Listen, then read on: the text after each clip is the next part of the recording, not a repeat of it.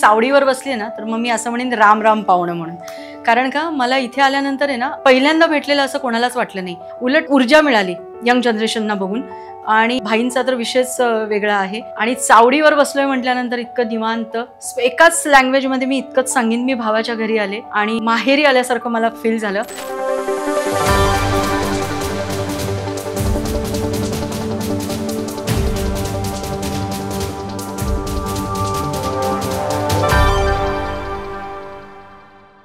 नऊ वर्षात 9 गप्पाच्या झाल्या किंवा 9 कॉल झाले ते फक्त दर्शनाच्या पॉइंट ऑफ व्ह्यूने झाले होते.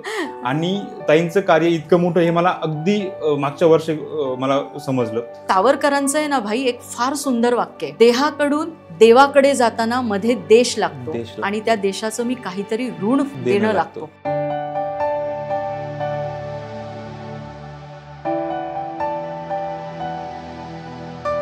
हे सगळं बघितल्यानंतर असं वाटतं तुम्ही म्हणा पागल, काही हरकत नाही. मी त्या मुलांसाठी काम करते ना की ज्या मुलांना असं वाटायला पाहिजे की कोणीतरी आपला आहे, परिवार असतोच हो, त्याच्या पलीकडे पण कोणीतरी आहे. हे काम त्यांच्यासाठीच आपलं आहे.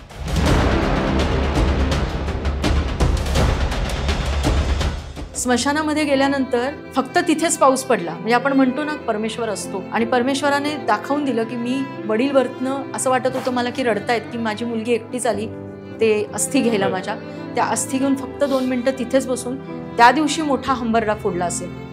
आणि फक्त एवढंच म्हटलं की बाबा अगदी एकटं करून गेलात पण राख्या पोस्ट केलेल्या आहेत.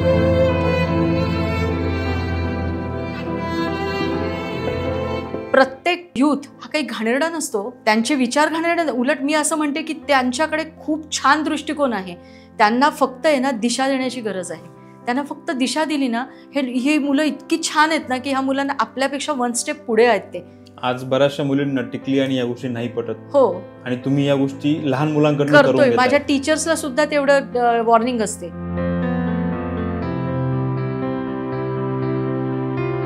इस बार थोड़े जल्दी आना, छोटी की शादी है, तैयारियां करनी पड़ेगी. मुन्ना इस बार अव्वल आ गया है, उसके लिए भी कुछ लेते आना.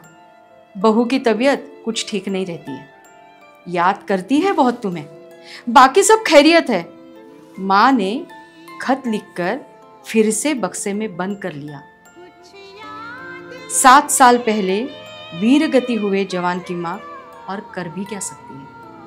म्हणजे ती आई दरवर्षी ते लेटर उघडते, ते लेटर शांतपणे वाचते, परत बंद करते, परत ठेवून देते.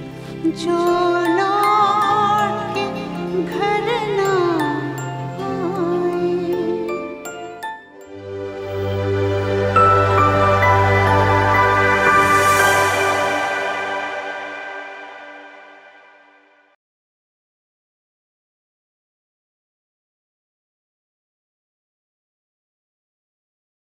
नमस्कार मित्रांनो, 27 जून 2016 रोजी इन्फोटेनमेंट नावाचा एक व्हॉट्सअप ग्रुप तयार झाला होता. आणि या व्हॉट्सअप ग्रुपमध्ये मोठे मोठे दिग्गज कलाकार होते. जसे दृश्य मूवी फेम कमलेश सावंत असतील, जयवंत वाडकर उर्फ वाड्या काका असतील, पल्लवी पटवर्धन असतील, संजीवनी पाटील असतील, यांच्यासोबतच आज आपल्या चावडीवरती जे वक्ते आहेत तेही ह्याच ग्रुपचा एक भाग आहेत. सगळ्यात महत्त्वाची गोष्ट, ह्या ग्रुप व्यतिरिक्त त्यांच्यासोबतचं एक नातं असं आहे की लालबागच्या राजाच्या दर्शनाच्या निमित्त 2016 ते 2025 हा 9 वर्षांचा प्रवास. 9 वर्षात ह्या वक्त्यासोबत फक्त 9 कॉल झालेत मित्रांनो. आणि त्यानंतर खरं तर पहिल्यांदा आज त्यांच्यासोबत माझी भेट होते. आपल्या इंडियन आर्मीमध्ये, इंडियन डिफेन्स सर्व्हिसमध्ये सीमेवरती लढणारा जो जवान आहे तो तिथे असल्यामुळे आज खरं तर आपण खूप व्यवस्थित जगतोय, खूप शांततेत, खूप सुखाची झोप आपल्याला मिळते. परंतु डिफेन्समध्ये काम करणं, इंडियन आर्मी करता काम करणं म्हणावं तितकं सोपं नाहीये. कारण ह्या सगळ्या प्रवासामध्ये तुम्हाला तुमच्या घरापासून, तुमच्या आईपासून, तुमच्या बहिणीपासून दूर राहायचं असतं. कधीच कुठले सणवार, त्यात तुमचं रक्षाबंधन असेल, त्यात तुमचं भाऊबीज असेल, हे कधीच येत नाही. परंतु मित्रांनो, अशी एक बहीण आहे जी गेली 12 वर्षापासून या जवानांसाठी एक खास नातं त्या व्यक्तीने निर्माण केलंय. गेली 12 वर्ष सतत त्या राख्या बनवल्या जातात, त्या राख्या पाठवल्या जातात आणि सीमेवर उभ्या असलेल्या त्या आपल्या जवानाकरता ती राखी तिथे पोहोचते, त्यांना ती बांधली जाते.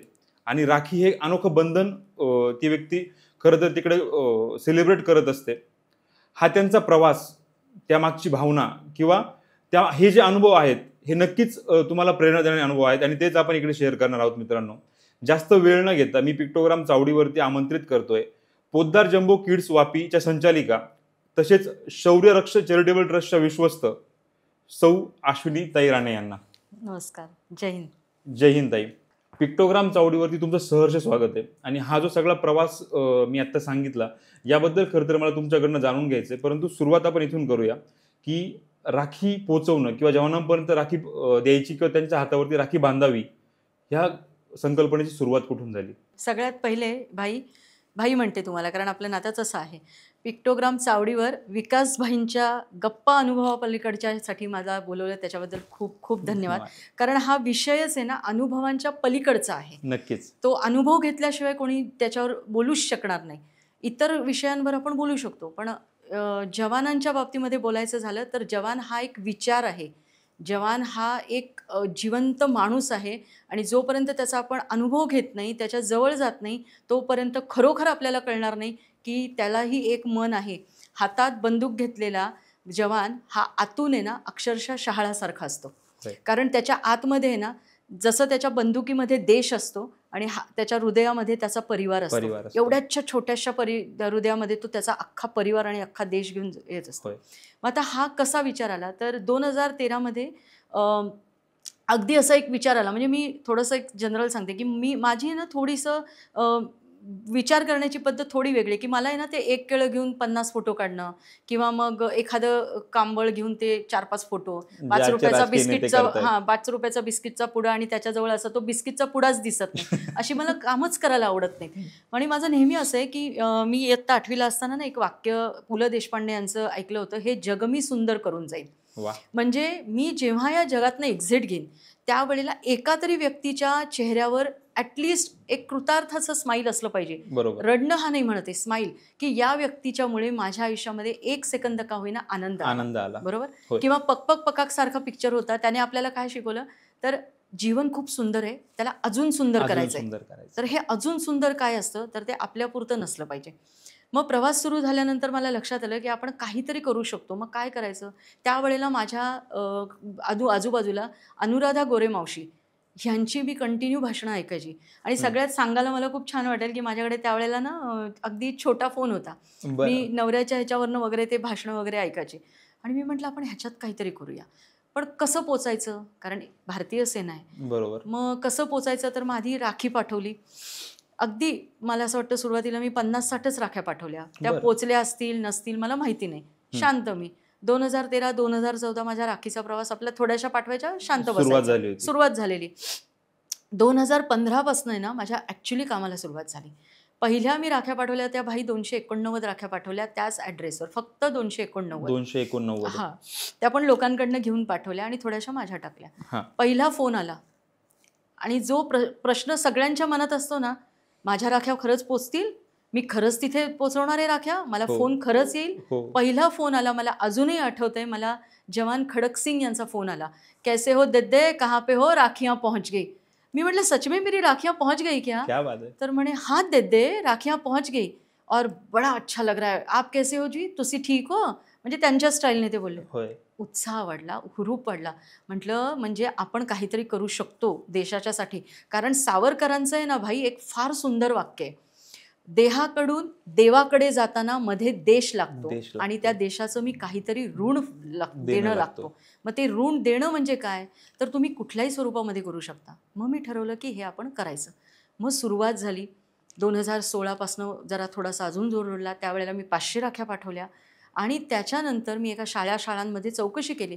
पण ते त्यांच्या ठिकाणी चुकीचे नाही आहेत, ते बरोबरच आहेत. कारण असं जवानांना राख्या पाठवणे हा खरं कधी पोचत नाहीत, फोनही येत नाहीत. आम्ही शाळेत बऱ्याचदा प्रकार बघितले. ज्यावेळेस आम्ही शाळेमध्ये होतो तर शाळेमध्ये रक्षाबंधन व्हायचं आणि शाळेतल्या मुलींना राख्या बांधायच्या आणि त्यासोबतच आमचे शिक्षक सांगायचे की मुलींनी एक्स्ट्रा राख्या सोबत आणायच्या, कारण आपण त्या लिफाफे बंद करून जवानांना पोहोचवणार आहेत. आणि तेव्हाही आमच्या सोबतच्या जे वर्ग मैत्रिणी आहेत त्यांचे बऱ्याचदा असे प्रश्न असायचे, हे असं कुठं होतं का, हे खरंच पोहोचेल का, आम्ही कधी बघितलंच नाहीये. बरोबर आहे. सो असं बऱ्याचदा आम्ही ऐकलं हे प्रकार. खरंय. मग मी त्या शाळेमध्ये सुरुवात केली. त्या शाळेमध्ये आम्ही 4-5 वर्ष आम्ही राख्या पाठवल्या. जवान यायचे आपले, आम्ही राखी बांधायचो, छान काम झालं. नंतर असं लक्षात आलं की हे फार सीमित कार्य आहे. बरोबर. आपल्याला राष्ट्रकार्य करायचंय आणि हे का करायचं वगैरे नंतर गप्पांच्या ओघात येईल. मग हे करताना त्याच्यात सगळे आले पाहिजेत, फक्त शाळा नको, त्याच्यात संस्था येऊ देत, NGOs येऊ देत, इंडिव्हिज्युअल येऊ देत. आणि मग पर्सनली स्टार्ट केलं. आज म्हणजे 2 दिवसापूर्वीच आपण राख्या 50,000 राख्या आपल्याकडे आल्या 27 50,000. तारखेला. येस, 50,000 राख्या आलेल्या आहेत. जवळजवळ 21,000 कॅश आलेली आहे आपल्याकडे. बापरे. हां, 50,000 राख्या मुलांच्या वगैरे सगळ्या ग्रीटिंग कार्ड्स, त्यांनी कारगिल विजय दिवसचे केलेले छान पेंटिंग्स, असं सगळं माझ्याकडे आलं. आणि मला प्रश्न पडला, म्हणजे 2 मिनटं मी स्वतःला हा विचार केला की आपण खरोखर खरंच त्या योग्यतेचे आहोत की आपल्यावर एवढा विश्वास टाकून लोकांनी एवढ्या राख्या कारण दिल्या. 50,000 आकडा खूप खूप म्हणजे खूप छोटा मोठा आहे. नाहीये, खूप खूप मोठा मोठा आकडा आहे. आहे तो. मग आता ते काम आहे की ते योग्य ठिकाणी पोहोचवणं हे काम आहे. आणि जवळजवळ आत्ता माझ्याकडे इतके ॲड्रेसेस आले, जे काही माझ्यावर विश्वास ठेवून सगळेजण एक्स आर्मी ऑफिसर्स वगैरे त्यांनी दिले. बरोबर. आणि त्याच्यानंतर त्या राख्यांचा प्रवास सुरू झाला. राख्या माझ्या निघाल्या. म्हणजे जे 1.5 महिना मी, आपण म्हणतो ना की आपण बाप्पा येताना कशी आपली आतुरता लागलेली असते, बरोबर. तशी मला जून महिन्यापासून आतुरता लागलेली असते की राखीचा कार्यक्रम आला, आता राखी आली. आणि हे व्रत आहे, हा इव्हेंट नाही, हा प्रोग्राम नाही, हे व्रत आहे जे मी इतकं 12 वर्षापासून घेतलंय. की आपण म्हणतो ना, उठल्यानंतर आपण म्हणतो की आपण श्वास घेतोय, मग सैन्याचे आभार की मी श्वास घेते. आपल्या भारताचा सगळ्यात मोठा जर कणा कोण असेल तर एक जवान आहे आणि एक किसान आहे. एक आपलं भरण पोषण करतो आणि एक आपला जीव वाचवतो. बरोबर. मग मला ते असं झालं की आता ह्या राख्या व्यवस्थित पोचल्या गेल्या पाहिजेत. आणि तो प्रवास राख्यांचा सुरू झाला. खूप हे होतं की ज्या राख्यांसाठी 1-1.5 महिना मी पळत असते, त्या राख्या जेव्हा निघतात तेव्हा बस बाबा सगळ्यांच्या हातावर व्यवस्थित सजू देत राख्या, मग त्याच्यात आपण कृतार्थ झाल्यासारखं वाटतं. हा प्रवास आहे राख्यांचा. खूप आनंद झाला ही गोष्ट ऐकून की 12 वर्ष तुम्ही सलग ही गोष्ट करताय. आणि 12 वर्ष म्हणजे एक तप पूर्ण झालंय. आणि असं म्हणतात एखादी गोष्ट तुम्ही 12 वर्ष पूर्ण करताय किंवा एक तप जर पूर्ण करताय तुम्ही सिद्धीस पोहोचताय. राईट. आणि उद्या मला वाटतं रक्षाबंधनचा समारंभ आहे 9 तारीख, आणि आज आपण रक्षाबंधनच्या पूर्वसंध्येला सगळ्या चर्चा करतोय. आणि इथे बसलेला असताना तुमच्या चेहऱ्यावरचा आनंद यासाठी मला खरं तर दिसतोय की तुम्ही इथे माझ्याशी चर्चा करताय आणि तुमच्या त्या 50,000 भावांपर्यंत तुमच्या राख्या पोहोचल्या. 100% पोचलेल्या आहेत. म्हणजे खरं सांगू का भाई, मला आहे ना भाऊ बहीण नाहीये असं मी पहिले म्हणायचे, पण आता मी असं म्हणतच नाही. इतके देवाने भाऊ दिलेले आहेत. आणि ते सगळेजण ना फोनवरनं चौकशी करत असतात. आता समजा मी 2-3 दिवस नसेल तर लगेच त्यांचा मेसेज होतो, का दे क्या हो गया. हे जे प्रेम आहे ना, हे त्यांना मी बघितलेलं नाहीये. म्हणजे कुसुमाग्रजांची जी कविता आहे ना, अनामवीरा जिथे जाहला तुझा जीवनांत, स्तंभ तिथे ना कुणी बांधला पेटली ना वाता. तो अनामवीरा आहे ना, तिथे बसून आमचं रक्षण करत असतो. तो अनामवीरा तिथे बसून ह्या दिदीची काळजी करतो की दिदी गेली कुठे, 2 दिवस दिसत का नाही. हे खरं प्रेम आहे आणि हे खरं बंधन आहे, जे धागा शौर्य का सूत्र रक्षा का या नावाच्या खाली येतं. क्या बात आहे. धागा शौर्य का म्हणजे ज्यांना जातो तो शौर्याचा धागा आहे. त्याची विधिवत पूजा होते मंत्रोच्चाराच्या गजरामध्ये. आणि सूत्र रक्षा का, शौर्याच्यासाठी धागा चाललेला आहे, पण त्यांचं रक्षण करणं हे त्या धागाचं काम आहे. वा, असा त्याचा तो मोठा अर्थ आहे. खूप सुंदर. हा सगळा प्रवास नक्कीच आपण जाणून घेऊ, परंतु हे म्हणजे ह्या प्रवासाची सगळी नांदी जाणून घेत असताना मला तुम्हाला एक प्रश्न विचारायचा आहे. तब्बल 12 वर्ष तुम्ही हा प्रवास करताय किंवा 12 वर्ष सगळे गोष्टी चालू आहेत. या 12 वर्षामध्ये कुठल्या काही अडचणी आल्या किंवा त्यांना आपण सामोरं गेलो असा काही प्रसंग? खूप आहेत. सगळ्यात मोठी अडचण आहे की आपण एखादं कार्य करतो की नाही, त्यावेळेला सगळ्यांना असं वाटतं हे खरंच असतं, हे खरंच होतं, असे निगेटिव्ह लोक पण असतात. बरोबर. पण त्यांना इथून माझ्याकडनं सलाम आहे की तुम्ही हे प्रश्न तुमच्या मनात आले म्हणून मी इथपर्यंत पोहोचू शकले. सो तुम्हीच सगळेजण माझे मोटिवेशनल आहात. दुसरी गोष्ट म्हणजे पहिल्यांदा सुरुवात झाली तेव्हा तर खरोखर माझ्याकडे काही फार पैसे वगैरे होते अशातला भाग नाही. मग मी काय करायचे, घरामध्ये जे बॉक्सेस असायचे कॅडबरीचा किंवा असं कप वगैरे आलेला, त्या बॉक्सेसमध्ये मी त्या राख्या बांधायच्या आणि पाठवायचे. नंतर असं झालं की अक्षरशः म्हणजे असं मी सांगते तुम्हाला, लोक असं म्हणायला लागली की पागल औरत है, कहीं पे भी जाती है ना तो बस जवानों के बारे में ही बात करती है, क्या राखी देने का इसको, सच में पहुंचती है नहीं पहुंचती है मालूम ही नहीं. तो 12 वर्षाचा डेटा माझ्याकडे आहे की माझी राखी तिथे पोचते ती. म्हणजे ह्या अडचणी इतक्या होत्या, डिमोटिवेट करणारी इतकी लोक होती की हे काम कशाला करतेस तू, काही गरज नाही आहे हे काम करायची. पण मला असं विचारायचं आहे, जर आज माझा 18 वर्षाचा मुलगा आहे, जर आज तो क्लासवरनं 5 मिनिटं जर उशिरा झाला तर माझ्या 50 फेऱ्या ह्या चालू होतात बाल्कनीमध्ये की तो का आला नाही म्हणून.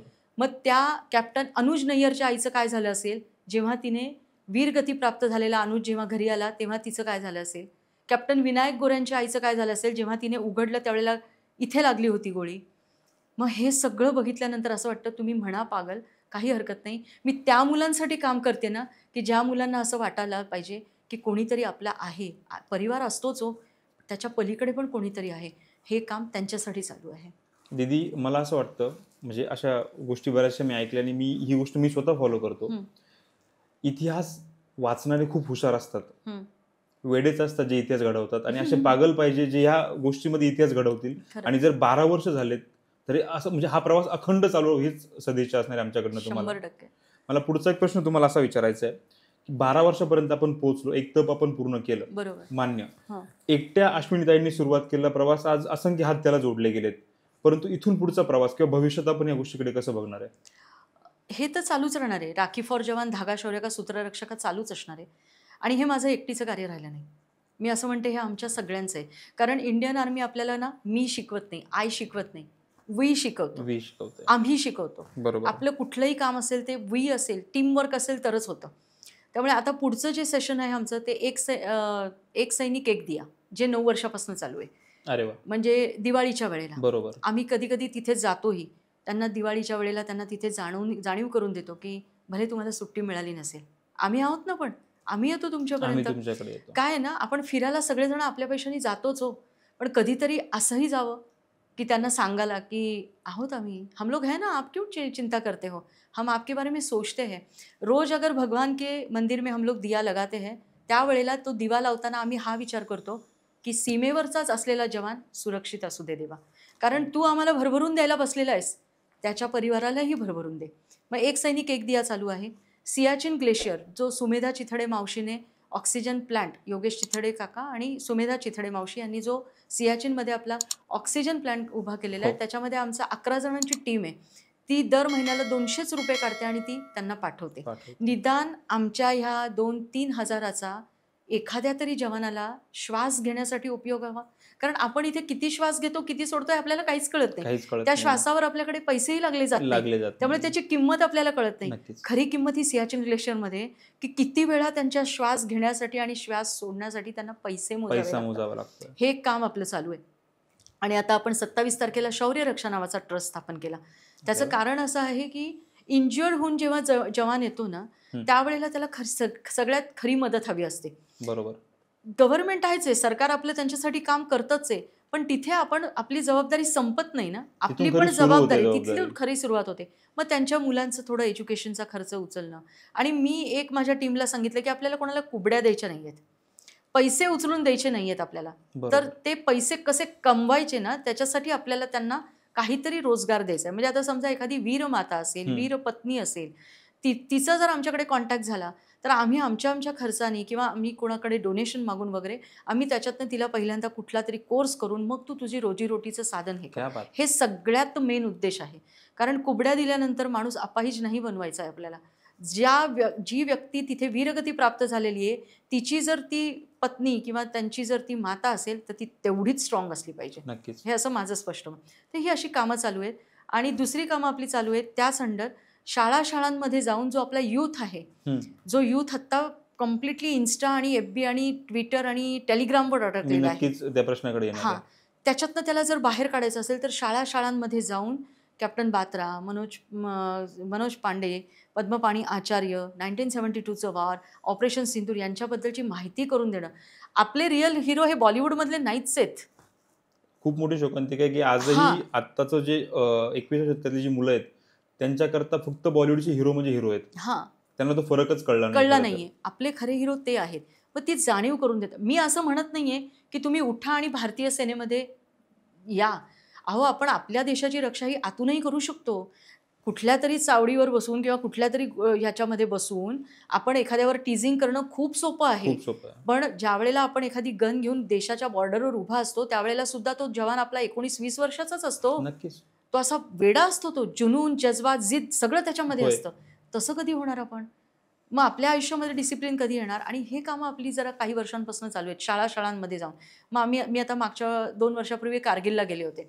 मला बघायचं होतं, म्हणजे मला फॉरेनचं अजिबात अट्रॅक्शन नाही आहे. माझा भारतच इतका सुंदर आहे ना की त्याच्यामध्ये अप्रतिम सगळ्या गोष्टी आहेत. मग जी कारगिल युद्ध झालं ते मला बघायचं होतं. ते टायगर हिल बघायचं होतं मला ते शत्रू जो पाकिस्तान वरती बसलेला होता आणि त्याने जे आमच्या जवानांना जे मारलं ते किती हाईटवर आहे ते मला बघायचं होतं. आणि ज्या वेळेला ते बघितलं त्याच्यानंतर मला असं वाटलं की नाही, हे सगळं आपल्या शाळांमध्ये पोचणं गरजेचं आहे. कारण आपला इतिहास येऊन थांबलेला आहे, पुढे इतिहासच नाही आपल्या पिढीला. आणि मग त्या क्लिप्स घेऊन त्या शाळांमध्ये जाऊन हे कारगिल आहे, इथे टायगर हिल आहे, हे आपली गन्स आहेत, हे आपले वेपन्स आहेत, हे जे काही सगळं आहे ना, हे जवान शहीद झाले तुमच्या रक्षणासाठी. जर त्यावेळेला नॅशनल हायवे आपला ज्यांनी अडवला होता तो जर ह्यांनी ओपन केला नसता तर शत्रू पूर्ण आतमध्ये घुसला असता. आपण आज असतो का? नाही, शक्यता नाहीच की आपण म्हणजे आपण बसून हे चर्चा करू शकलो हां. मग ही सगळी कामं आपली भाई ते चालू आहेत. आणि इन फ्युचर ही जी 2 कामं सांगितली, वीर माता, वीर पत्नींना उभं करणं, मुलांना शिक्षणासाठी प्रवृत्त करणं, ही सगळी कामं चालू आहेत आपली आणि आज पुढे चालू राहतील. दीदी, मला सांगायला एक गोष्ट खूप आवडेल. असं म्हणतात की प्रेग्नन्सीमध्ये ज्या गोष्टी आईच्या कानावरती पडतात त्याच गोष्टी बाळापर्यंत पोहोचतात. 2019 मध्ये खरं तर मला पहिली मुलगी झाली, स्वानंदजीचं नाव आहे. आणि त्या दरम्यान एक ऑपरेशन चालू होतं ज्यामध्ये विंग कमांडर अभिनंदन यांना भारतामध्ये परत आणलं गेलं होतं. आणि हे सगळे प्रवास ज्यावेळेस मी ते न्यूज कंटिन्यू बघायचो, माझी पत्नी माझ्यासोबत असायची, त्या सगळ्या गोष्टी तिच्या कानावरती पडल्या होत्या. आजही जर माझ्या मुलीला विचारलं की तुला काय व्हायचंय तर ती आर्मी ऑफिसर व्हायचं हे उत्तर सांगते. आणि आतापर्यंत मी जे बघितलंय म्हणजे रस्त्याने जात असताना कुठलाही वर्दीमधला जर व्यक्ती बघितला, मग ती पोलिसांची असू की मिलिटरीची असू देत, युनिफॉर्म दिसतोय, ड्रेस दिसतोय, मुलगी अभिमानाने सॅल्यूट करते. आणि तो खरा मला आनंद वाटतो त्या गोष्टीचा. मला तुम्हाला यापुढे जाऊन एक गोष्ट असा विचारायचं आहे की अश्विनीताईंना मी गेली 9 वर्ष ओळखतोय, परंतु 9 वर्षात 9 गप्पाच्या झाल्या किंवा 9 कॉल झाले ते फक्त दर्शनाच्या पॉईंट ऑफ व्ह्यूने झाले होते. आणि ताईंचं कार्य इतकं मोठं हे मला अगदी मागच्या वर्षी मला समजलं, तोपर्यंत मलाही माहित नव्हतं. मग विचारायचं मला असं आहे की समजा तुमच्या कार्याला जर समजा कोणाला हातभार लावायचा असेल, कोणाला जर जोडलं जायचं असेल या गोष्टीमध्ये, तर संपर्क कसा करायचा? माझे फोन नंबर्स तर आहेतच, बरोबर. माझं व्हॉट्सअप नंबर आहे, त्याच्यावरनं तुम्ही बघा. हे काम आहे ना माझं एकटीचं नाही, मी नेहमी सांगते, राष्ट्रकार्य आहे. कोणीही माझ्याबरोबर येऊ शकतं. म्हणजे आता समजा डोनेशन असेल किंवा आमच्या ट्रस्टमध्ये जॉईन कर, कारण आपला ट्रस्ट जो आहे ना तो आपला ट्रस्ट फक्त आणि फक्त हेच काम करणार आहे. आपल्याला पब्लिसिटी नको आहे. तुम्हाला का कळलं नाही? कारण मी पब्लिसिटीपर्यंत आलेच नव्हते. कारण मी जसं म्हटलं की व्रत आहे म्हटल्यानंतर मला मीडिया हा विषय महत्त्वाचा नव्हता. फोटो आणि मोटो बऱ्याच ठिकाणी असतं, फोटो इज अवर मोटो, आणि मला तो मोटो माझा तो फोटो नाहीये. त्यामुळे मी कुठेही जरी गेले तरी मी सांगत असते की मला माझे बोलतानाचे वगैरे फार हे करू नका तुम्ही. किंवा मी जेव्हा लेक्चर देत असते त्यावेळेला माझं लक्ष तिथे असतं सगळं. मी समजा राखी टाय करायला गेले श्रीनगरला, तर माझ्यासाठी फोटो हा महत्त्वाचा. एखादा एक त्या वर्षीचा एखादा फोटो काढला, इनफ आहे, इनफ मोर, अजून नकोत मला फोटो. कारण मी हे कार्य फोटो मोटोसाठी करत नाही. तर तुम्ही माझ्याकडे जॉईन करू शकता ना, का नाही करू शकत? जेवढं हे वाढेल तेवढे तर आपल्याला यूथ मिळेल ना. आपल्याला यूथची आत्ता गरज आहे. आपल्या यूथने आता स्ट्रॉंगली उभं राहणं गरजेचं आहे. त्याच्यासाठी तिकडे जायचं नाहीये, इथे सुद्धा उभं राहू शकतो आपण. परिस्थिती बाहेरची काय तो विषय वेगळा आहे, पण त्या परिस्थितीला जर तोंड द्यायचं असेल आता, तर आपल्या पण घराघरांमधनं जवान हे निर्माण झालेच पाहिजेत.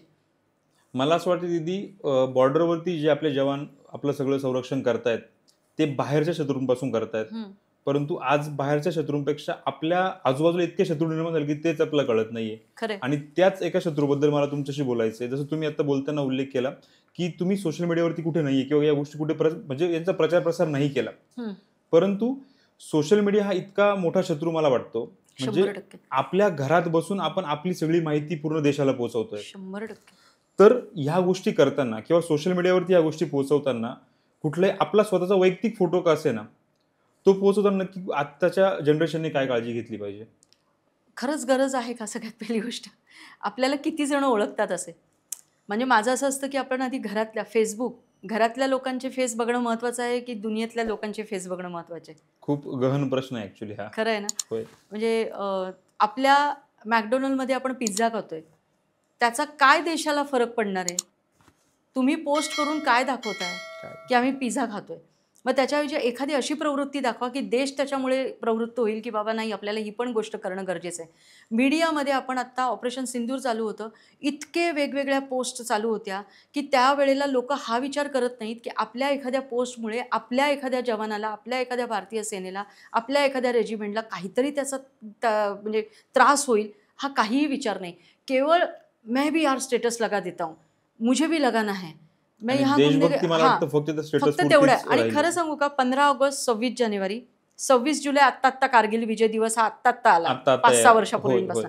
हे 3 दिवस जर सोडले ना, त्याच्यानंतर 362 दिवस देशभक्ती कुठे असते माहिती नसते. कुठेच नाही, ती फक्त स्टेटसला 3 दिवसापूर्वी. 3 दिवसापूर्वी आणि 1 दिवस आधी, म्हणजे आपण म्हणतो ना प्री वेडिंग, प्री शूट, तसं 15 ऑगस्ट असेल तर 13-14 तारखेपासून चालू होतं. प्री इंडिपेंडन्स हा डे हा व्हायला लागले हा, ते असं आता. सगळं चालू होतं. होय. नंतर माहिती नाही हे सगळेजण कुठे बरोबर. असतात. मग जर देशभक्ती आहेच आहे आणि आपण असं सगळेजण असं म्हणतात या देशाने मला काय झालं, असं आहे तसं आहे वगैरे. या देशाने तुम्हाला जगण्याचा श्वास दिला हे महत्वाचं नाहीये का? या देशात आपण जन्माला आलो, ज्या देशाला काहीतरी परंपरा आहे, पार्श्वभूमी आहे, संस्कृती आहे, त्या देशामध्ये आपण श्वास घेतो आणि त्या देशाचं रक्षण करणारा जो सीमापार आहे त्याचं रक्षण करणं आपलं काम नाहीये का? मग त्या 3 दिवसच फक्त जवान दिसतात, इतर वेळेला कुठे असतात मग ते? बरोबर. आता म्हणजे थोडंसं असं स्पष्ट बोलीन की तो जवान ज्या वेळेला वीरगतीला प्राप्त होतो त्यावेळेला आपल्यातले किती जण जाऊन तिथे विचारतात, काय हवंय का तुम्हाला, काही लागणार आहे का, त्यांचं कुटुंब कसं असेल? आम्ही म्हणजे आत्ताची पिढी, मला असं वाटतं हा खूप गहन आणि खूप मोठा प्रश्न तुम्ही विचारलाय. आम्ही त्यांच्या घरापर्यंत नाही पोहोचत, परंतु आम्ही त्यांचे फोटो, त्याला चांगली चांगली लतादीदींची गाणी त्याला लावतो हां, आणि मग ते स्टेटसवर टाकून आम्ही आमची देशभक्ती दाखवण्याचा प्रयत्न करतो. प्रयत्न करतो. पण तेही किती दिवस? अगदी 24 तास. 24 कारण तास. 24 तास स्टेटस डिसअपिअर होत आहे. खरंय. परंतु मागे वळून कुणीच बघत नाही की समजा एखादा जवान जर म्हणजे शहीद होत असेल तर त्या वीर मातेला, त्या वीर पत्नीला कशाची गरज आहे? एक्झॅक्टली. कधीच बघितलं जात नाही. तुम्हाला माहिती आहे यश मराठी इंडस्ट्रीमध्ये आणि बॉलिवूडमध्ये, पण मी माझ्या स्टेटसला कधीच कुठल्या बॉलिवूड आणि मराठी इंडस्ट्रीमधल्या व्यक्तीचा फोटो चढत नाही. हे तुम्ही बघितलंही असेल. माझा एखादा जवान तुम्ही शहीद झाला तुम्ही तर उल्लेख केला म्हणून मी आमच्या प्रेक्षकांना सांगू इच्छितो. आज आपल्या व्यासपीठावरती ज्या ताई बसल्यात, अश्विनीताई राणे, यांची एक अजून ओळख मला तुम्हाला करून द्यायची आहे. सिम्बा चित्रपट सर्वांनी बघितला आणि त्या सिम्बा चित्रपटात ज्याची सुरुवात ज्या कॅरेक्टरने होते, जो लहान सिम्बा बघितलाय तुम्ही, यश राणेंच्या त्या आई आहेत हो. आपल्यासोबत आज. बऱ्याच सिरियलमध्ये गेला, आई कुठे काय करते गाथा, पण तेही मी ठेवत नाही. कारण माझ्यासाठी रिअल हिरो हा माझा जवान आहे, जो बरोबर. 19-20व्या वर्षी ज्या वेळेला त्याला वीरगती प्राप्त होते, तो माझ्यासाठी रिअल हिरो आहे. त्यामुळे मला हा फार मोठा क्वेश्चन मार्क आहे की आपल्या पिढीला हे का कळत नाही? आपल्या पिढीला सोशल मीडिया हा इतका का महत्त्वाचा वाटतो? इन्स्टाला प्रत्येक पोस्ट गेलीच पाहिजे असं नाही आहे ना. रीलचा जमाना आहे आणि आपण आहे ना रीलच्या नादामध्ये रिअल विसरतो. खरी गोष्ट आहे. है ना. माझं एक नेहमीचं स्टेटमेंट असतो की स्टेटमेंट आहे, रिअल इज रेअर, होय. बरोबर, फेक इज एव्हरीवेअर. बरोबर. आणि आपण रील जे बनवतो ना दॅट इज फेक. सोशल मीडियाचा अशी कुठलीही गोष्ट तुम्ही जेव्हा अतिरेक करतात तेव्हा ती घातक असते. असं मी म्हणणार नाही की सोशल मीडिया खूपच वाईट आहे, परंतु लिमिटमध्ये आणि योग्य कारणांसाठी वापरलं तर नक्कीच त्याने चांगले सत्कार्य होऊ शकतात. करेक्ट आहे ना, ते पण छान आहे. तुम्ही आत्ता सेकंदामध्ये अख्ख्या जगामध्ये पोचता. मग तो सेकंदामधला विचार अख्ख्या जगापर्यंत जर जात असेल तर तो चांगलाच विचार करूया ना. युनिव्हर्समध्ये आपण चांगला विचार टाकला तर युनिव्हर्स आपल्याला चांगलंच देईल ना. चांगलाच देईल परत. आज बाकीचे देश हे एका वेगळ्या सीनमध्ये जाण्याच्या मनस्थितीमध्ये आहेत आणि आपण आपली यूथ जी आहे, आपली जी पिढी आहे ती मात्र वेगळ्याच गोष्टींकडे वळलेली आहे. मग तिथून परत येण्यासाठी हा जो प्रचार प्रसार आहे जवानांच्या रिलेटेड, की त्यांचं डिसिप्लिन आयुष्य हेच सगळ्या शाळांमध्ये जाऊन करण्याचं काम चालू आहे. क्या बात आहे. सोशल मीडिया हे 21व्या शतकात जास्त प्रचलित झालं, बरोबर. परंतु पत्रकारिता, ज्याला आपण देशाचा चौथा आधारस्तंभ म्हणतो, पत्रकारितेमध्ये पण असे बरेचसे लूपहोल्स आहेत. जसं एक मला प्रसंग सांगायला तुम्हाला विचारायला ऍक्च्युली आवडेल की ज्यावेळेस 26/11चा मुंबईवरती हल्ला झाला होता आणि त्यानंतर काही स्टेटमेंट काही दिवसांनी जेव्हा बाहेर आले होते, तर ते स्टेटमेंट असे होते की इथे होणाऱ्या प्रत्येक ऍक्टिव्हिटी आपल्या मीडिया रूम्स थ्रू पूर्ण शत्रूंपर्यंत पोहोचत होते. मग खरंच ते ब्रेकिंग न्यूज तितकं ब्रेक करणं गरजेचं असतं का? अगदीच नाही, खरंच नाही. आता मी श्रीनगरला वगैरे गेले ना, माझे फोटो तुम्ही कधीच बघणार नाही कुठले वेगळे, कधीच नाही बघितले. कधीच नाही, कधीच दिसणार नाही. कारण भारताची एक सुजाण नागरिक म्हणून माझं पहिलं सगळ्यात जर काम असेल तर माझ्या भारतीय सेनेचं रक्षण करणं आहे. ते मी कसं करू शकते? तर त्यांची कुठेही आयडेंटिटी न देता, कुठेही त्यांना एक्सपोज न करता, हे माझं सगळ्यात पहिलं काम आहे. आणि आपलं मीडिया तेच विसरतो. कारण का, सबसे पहले हमारे चॅनल पे, हे जे वाक्य आहे ना, या वाक्यामुळे ती चढाओढ सुरू झाली, ती स्पर्धा सुरू झाली आणि 26/11च्या ह्याच्यामध्ये पूर्ण माहिती आपण त्यांना देत होतो. परवा अनुराधा मावशी पण तेच म्हणाली की आपण त्या भावनेच्या भरामध्ये आपण किती माहिती त्यांना दिली याचा विचारच आपण करू शकत नाही. म्हणजे लिटरली आत्ता कसाब कुठे आहे, मग तो सगळ्यांच्याकडे दाखवला जात होता. आपली टीम कुठे आहे ते सगळ्यांना कळत होतं आणि त्या दृष्टिकोनात शत्रू ते सगळं हेरत होतं. कसाब कुठे आहे हे सांगण्यापेक्षा मला असं वाटतं की तुम्ही आपले जवान कुठे काय कसं करताय किंवा पॅरामिलिटरी तिकडे कसं काम करते, तुम्ही हेलिकॉप्टरमधून तुमचा जवान कुठल्या ठिकाणी उतरतोय, हे जर तुम्हाला लाईव्ह दिसत असेल टीव्हीवरती त्याप्रमाणे ऍक्शन घेतल्या जात होत्या आणि मला वाटतं की त्यामध्ये सगळ्यात जास्त डेथ आपल्याकडे कॅज्युअलिटी जी झाली त्या गोष्टीमुळे जास्त झाली होती. गंमत अशी झाली ना, त्याच्यामध्ये कसाब सगळ्यांना माहिती पडला, पण आपले तुकाराम ओंबाळे हे कोणाला माहिती नाहीये. तो नाहीच. आणि दुर्दैव असं आहे की नाशिक मधलेच म्हणजे नाशिकचे जे भूमिपुत्र आहेत आणि आतापर्यंत म्हणजे इतक्या वर्षामध्ये 2008 पासून 2025 पर्यंत आपण आलोय. खूप साऱ्या लोकांनी त्यांचं नाव फक्त 26/11ला घेतलंय, पण त्यानंतर उरलेले 364 दिवस त्यांची पत्नी किंवा त्यांच्या फॅमिली सोबत काय घडतंय हे खरं कोणीच तर बघायला कोणालाच तयार माहित नाही. नाहीये. कोणालाच माहिती नाहीये. किंवा तुमच्याच नाशिकच्या आता जो आपण विषय काढला दीपचंद भैया, ज्यांनी कारगिल वॉरमध्ये त्यांचे 2 पाय आणि 1 हात गेला, ते तर त्यांनी परत ते त्या फोर्सनी उभे राहिलेले आहेत आणि ते सगळीकडे जाऊन तो प्रचार प्रसार करतायत की असं सुद्धा एक लाईफ आहे. म्हणजे एक सेंटेन्स आहे, ना ना संघर्ष ना तो तकलीफ तो क्या है मजा जीने में, बड़े बड़े तूफान थम जाते हैं जब आग लगी हो सीने में. ते तुफान जर तुम्हाला थांबवायचे असतील ना, तर हा आपला देशाचा सैनिकच थांबवू शकतो. कारण त्याच्या अंगात आहे ना ती एक जुनून आहे. म्हणजे मी बऱ्याच वेळा माझ्या स्पीचमध्ये म्हणते की माझ्यासाठी आहे ना सगळ्यात मोठा जर प्रियकर कोण असेल ना, तर तो माझा जवान आहे, जो भारत मातेच्यासाठी स्वतः वीरगतीला प्राप्त होण्यासाठी सुद्धा तयार असतो. हे प्रेम आहे त्याचं देशावरचं. मग याच्यापेक्षा वेगळा कोणी मी आजपर्यंत तरी वेगळी कोणी बघितली नाही की ज्याने भारत मातेच्यावर तो आपला जान न्योछावर करून देतो. बरोबर. आपण राखी फॉर जवान हे जेव्हा करत असतो, बऱ्याचदा तुम्ही स्वतः राखी घेऊन जवानांपर्यंत पोहोचलाय. बरोबर. तर जेव्हा त्या जवानांना भेटतात, त्यांच्या कलाईवरती जेव्हा राखी बांधतात, त्यावेळेस तुमची आणि त्या जवानांची भावना कशी असते, काय असते एक्झॅक्टली? म्हणजे नक्कीच मला असं वाटतं की ही एक्सपिरियन्स करायची गोष्ट शब्दात मांडणं मे बी कठीण होऊ शकतं, पण तरी आमच्या प्रेक्षकांपर्यंत आम्हाला ते पोहोचवायचं की त्यावेळेस एक्झॅक्टली भावना काय असते. एक वाक्य तर सगळ्यांना माहिती आहे, चैन से सोते हैं हम घरों में क्योंकि जागते हैं वो बंकरों में. आता त्यावेळेला ते जागत असतात ना, त्यावेळेला आम्ही जेव्हा तिथे पोचतो ना, त्यावेळेला त्यांचा हात असा पुढे येतो आणि आपल्या भारतीय सेनेचं अत्यंत अत्यंत कौतुक आहे की एकदाही ते वर चेहरा करून वर डोळे करून बिचारे बघत सुद्धा नाहीत. कारण तिथे राखी बांधताना त्यांची ती दिद्दीच असते, बडी बहनच असते आणि त्यावेळेला त्यांचा हात पुढे येतो, ती राखी बांधली जाते. त्यावेळेला त्यांच्या डोळ्यात फक्त टपटप पाणी गळतं कितीतरी जणांच्या. कारण ते सांगतात की इतकी वर्ष आम्ही सैन्य हो देते, लेकिन कभी सगी बहन की राखी नहीं पहुंच पाई और जब आप आते हो तो हमारा हौसला बढ़ता है. म्हणजे जेव्हा तुम्ही राखी बांधता त्यावेळेला असं वाटतं की आमच्यासाठी कोणीतरी एवढ्या महिलांचा प्रवास करून आलेला आहे. कशासाठी? तर फक्त ती राखी बांधण्यासाठी. कारण तो राखीचा धागा किती पवित्र आहे. आपल्याकडे आपण राखी बांधली की कधी कधी 2-3 दिवसामध्ये ती निघते. ते बिचारे अगदी वर्षभर ठेवतात ती सांभाळून आणि ते त्यांना खूप प्राऊड फील वाटतं. ते लगेच ते दल्लेकला असे हात ते हे करतात की 10, 5 रुपये, 500 रुपये, 200 रुपये काय असतील तर ते आरतीत ठेवायचा प्रयत्न करतात. कारण आपण प्रॉपर तिथे रक्षाबंधन करतो. त्यांना आम्ही सांगतो आम्हाला हे काही देऊ नका. उलट आम्ही त्यांच्यासाठी चॉकलेट घेऊन जातो, मूग मिठा करतो. ते चॉकलेट खाल्ल्यानंतर मी काय त्यांचं तुम्ही एक थोडंसं वेगळं जाऊया. 100 मीटरमध्ये एखादा जवान पुढे मागे होत असतो. आपण इथे दर्शनाला 1 तास जरी रांगेमध्ये उभे राहिलो तरी आपण थकतो. VIP पास शोधतो आपण. रोजचं तेच काम आहे. रोज फक्त इथून तिथे असं गन हे करत करत जायचंय, शत्रू येतोय की नाही. किती कठीण आहे. मग ते रण असू दे, ते बर्फिले पहाड असू दे किंवा मग ते एखादं एकदम नॉर्मल हे असू दे, उभंच राहायचंय ना हो, बाकी काही करायचंच नाहीये तुम्हाला. हे किती कठीण आहे. आणि त्यावेळेला एक कृतज्ञता म्हणून जेव्हा राखी बांधली जाते तेव्हा ते आमच्याकडे कृतज्ञतेने बघतात की 2 हात जोडतात की अच्छा वो अगले साल भी आ जाना, मैं वेट करूंगा. क्या बात आहे. म्हणजे माझं एक असं आहे की मी खूप अशी टेन्शनमध्ये असते. कधी कधी आपलं ऑपरेशन सिंदूर चालू होतं ना, त्यावेळेला पण माझा एकच मेसेज जायचा, आप सब ठीक हो, सगळे ठीक आहात ना तुम्ही, सगळेजण नीट राहा. मग ते सांगायचे हां कुछ नहीं होगा हमें. म्हणजे कुछ नहीं होगा हमें खूप मोठा अर्थ आहे.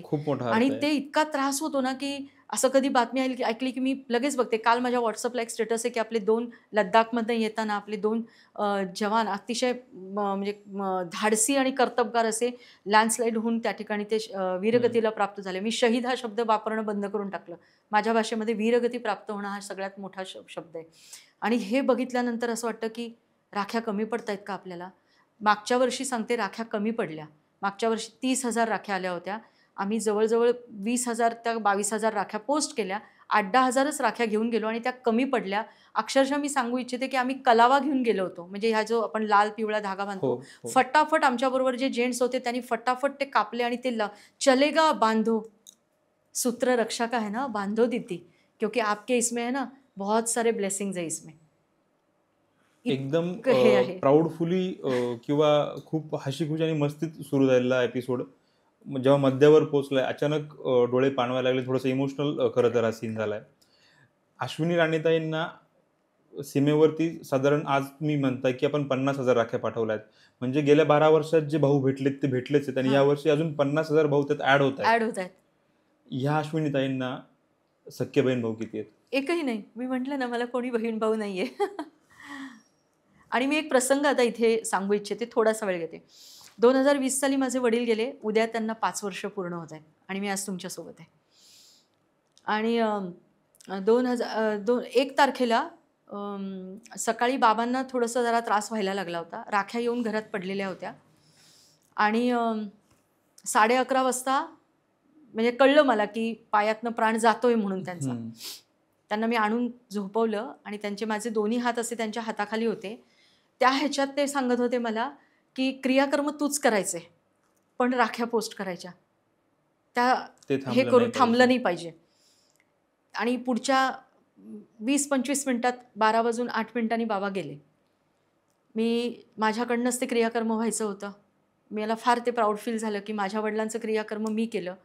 आणि ते करून आल्यानंतर संध्याकाळी अग्नी देऊन आल्यानंतर जेव्हा घरात आले त्यावेळेला शांतपणे 5 मिनिटं बसले. म्हटलं जाता जाता खूप मोठं करून गेल्या आणि फक्त राख्या बघितल्या, ठेवलेल्या होत्या तिथे. आणि आंघोळ वगैरे केल्यानंतर दुसऱ्या दिवशी शांतपणे बसून राख्यांचं काम केलं. वडिलांचा फोटो आणला पहिल्यांदा बनवून आणि त्या राख्या पोस्ट केल्या. पोस्ट करताना 2-3 जणांना फोन केला. म्हटलं सीओ सर ऐसा ऐसा मेरे साथ में घटना हुई है, मेरे फादर नहीं रहे यहाँ पे, सूतक चालू हो गया है, तो मैं राखियाँ भेजूँ क्या? त्यांनी सांगितलं बहुत बड़ी दीदी बात है, भेज दो, ब्लेसिंग्स करके समझ के हम लोग बांध के ले लेंगे. खरं तर मला तोच प्रश्न तुम्हाला विचारायचा होता, की आपल्या संस्कृतीमध्ये ज्यावेळेस घरात कोणाची डेथ होते, आपण सुतक जे पाळतो आणि राख्यांचा सगळा प्रसंग होता, त्यावेळेस वडील की राख्या तुम्हाला असं ते चलबिचल नाही झालं का? नाही झालं. कारण ना माझी फार क्लिअरिटी आहे या सगळ्या बाबतीमध्ये. कारण एक जवान होतं माझ्यासोबत. वायझॅकवरनं मी यशचं शूट संपवून विश्वविधाताचं मी चालले होते मुंबईकडे आणि वरती एक जवान बसला होता. त्याची मुलगी आदल्या दिवशी झाली होती. ऑर्डर आली. त्याने त्याच्या मुलीचा चेहरा बघितला नाही. त्याने तो बक्सा उचलला आणि तो जॉईन व्हायला गेला रिपोर्टिंग करायला. हा पहिला प्रसंग. असे काही प्रसंग मी स्वतःहून बघितले की ज्याच्यामध्ये त्यांनी सगळं सोडून ते निघालेले आहेत देशासाठी. आहे ना माझे वडील तर माझं 2 वर्षाचं बाळ होतं. कारण जेव्हा त्यांना जो काही त्रास झाला त्याच्यानंतर. पण वडिलांनीच सांगितलं होतं राख्या पोस्ट झाल्या पाहिजेत. 2 तारखेला राख्या पोस्ट केल्या. फोन आले. पोस्ट झालेल्या राख्या गेल्या. 3 तारखेला एकटी जाऊन अस्थी घेऊन आले. त्यावेळेला सोबत कोणीही नव्हतं भाई. ॲब्सोल्युटली कोणी नव्हतं. स्मशानामध्ये गेल्यानंतर फक्त तिथेच पाऊस पडला. म्हणजे आपण म्हणतो ना की माझा फार विश्वास आहे या सगळ्या गोष्टींवर, परमेश्वर असतो.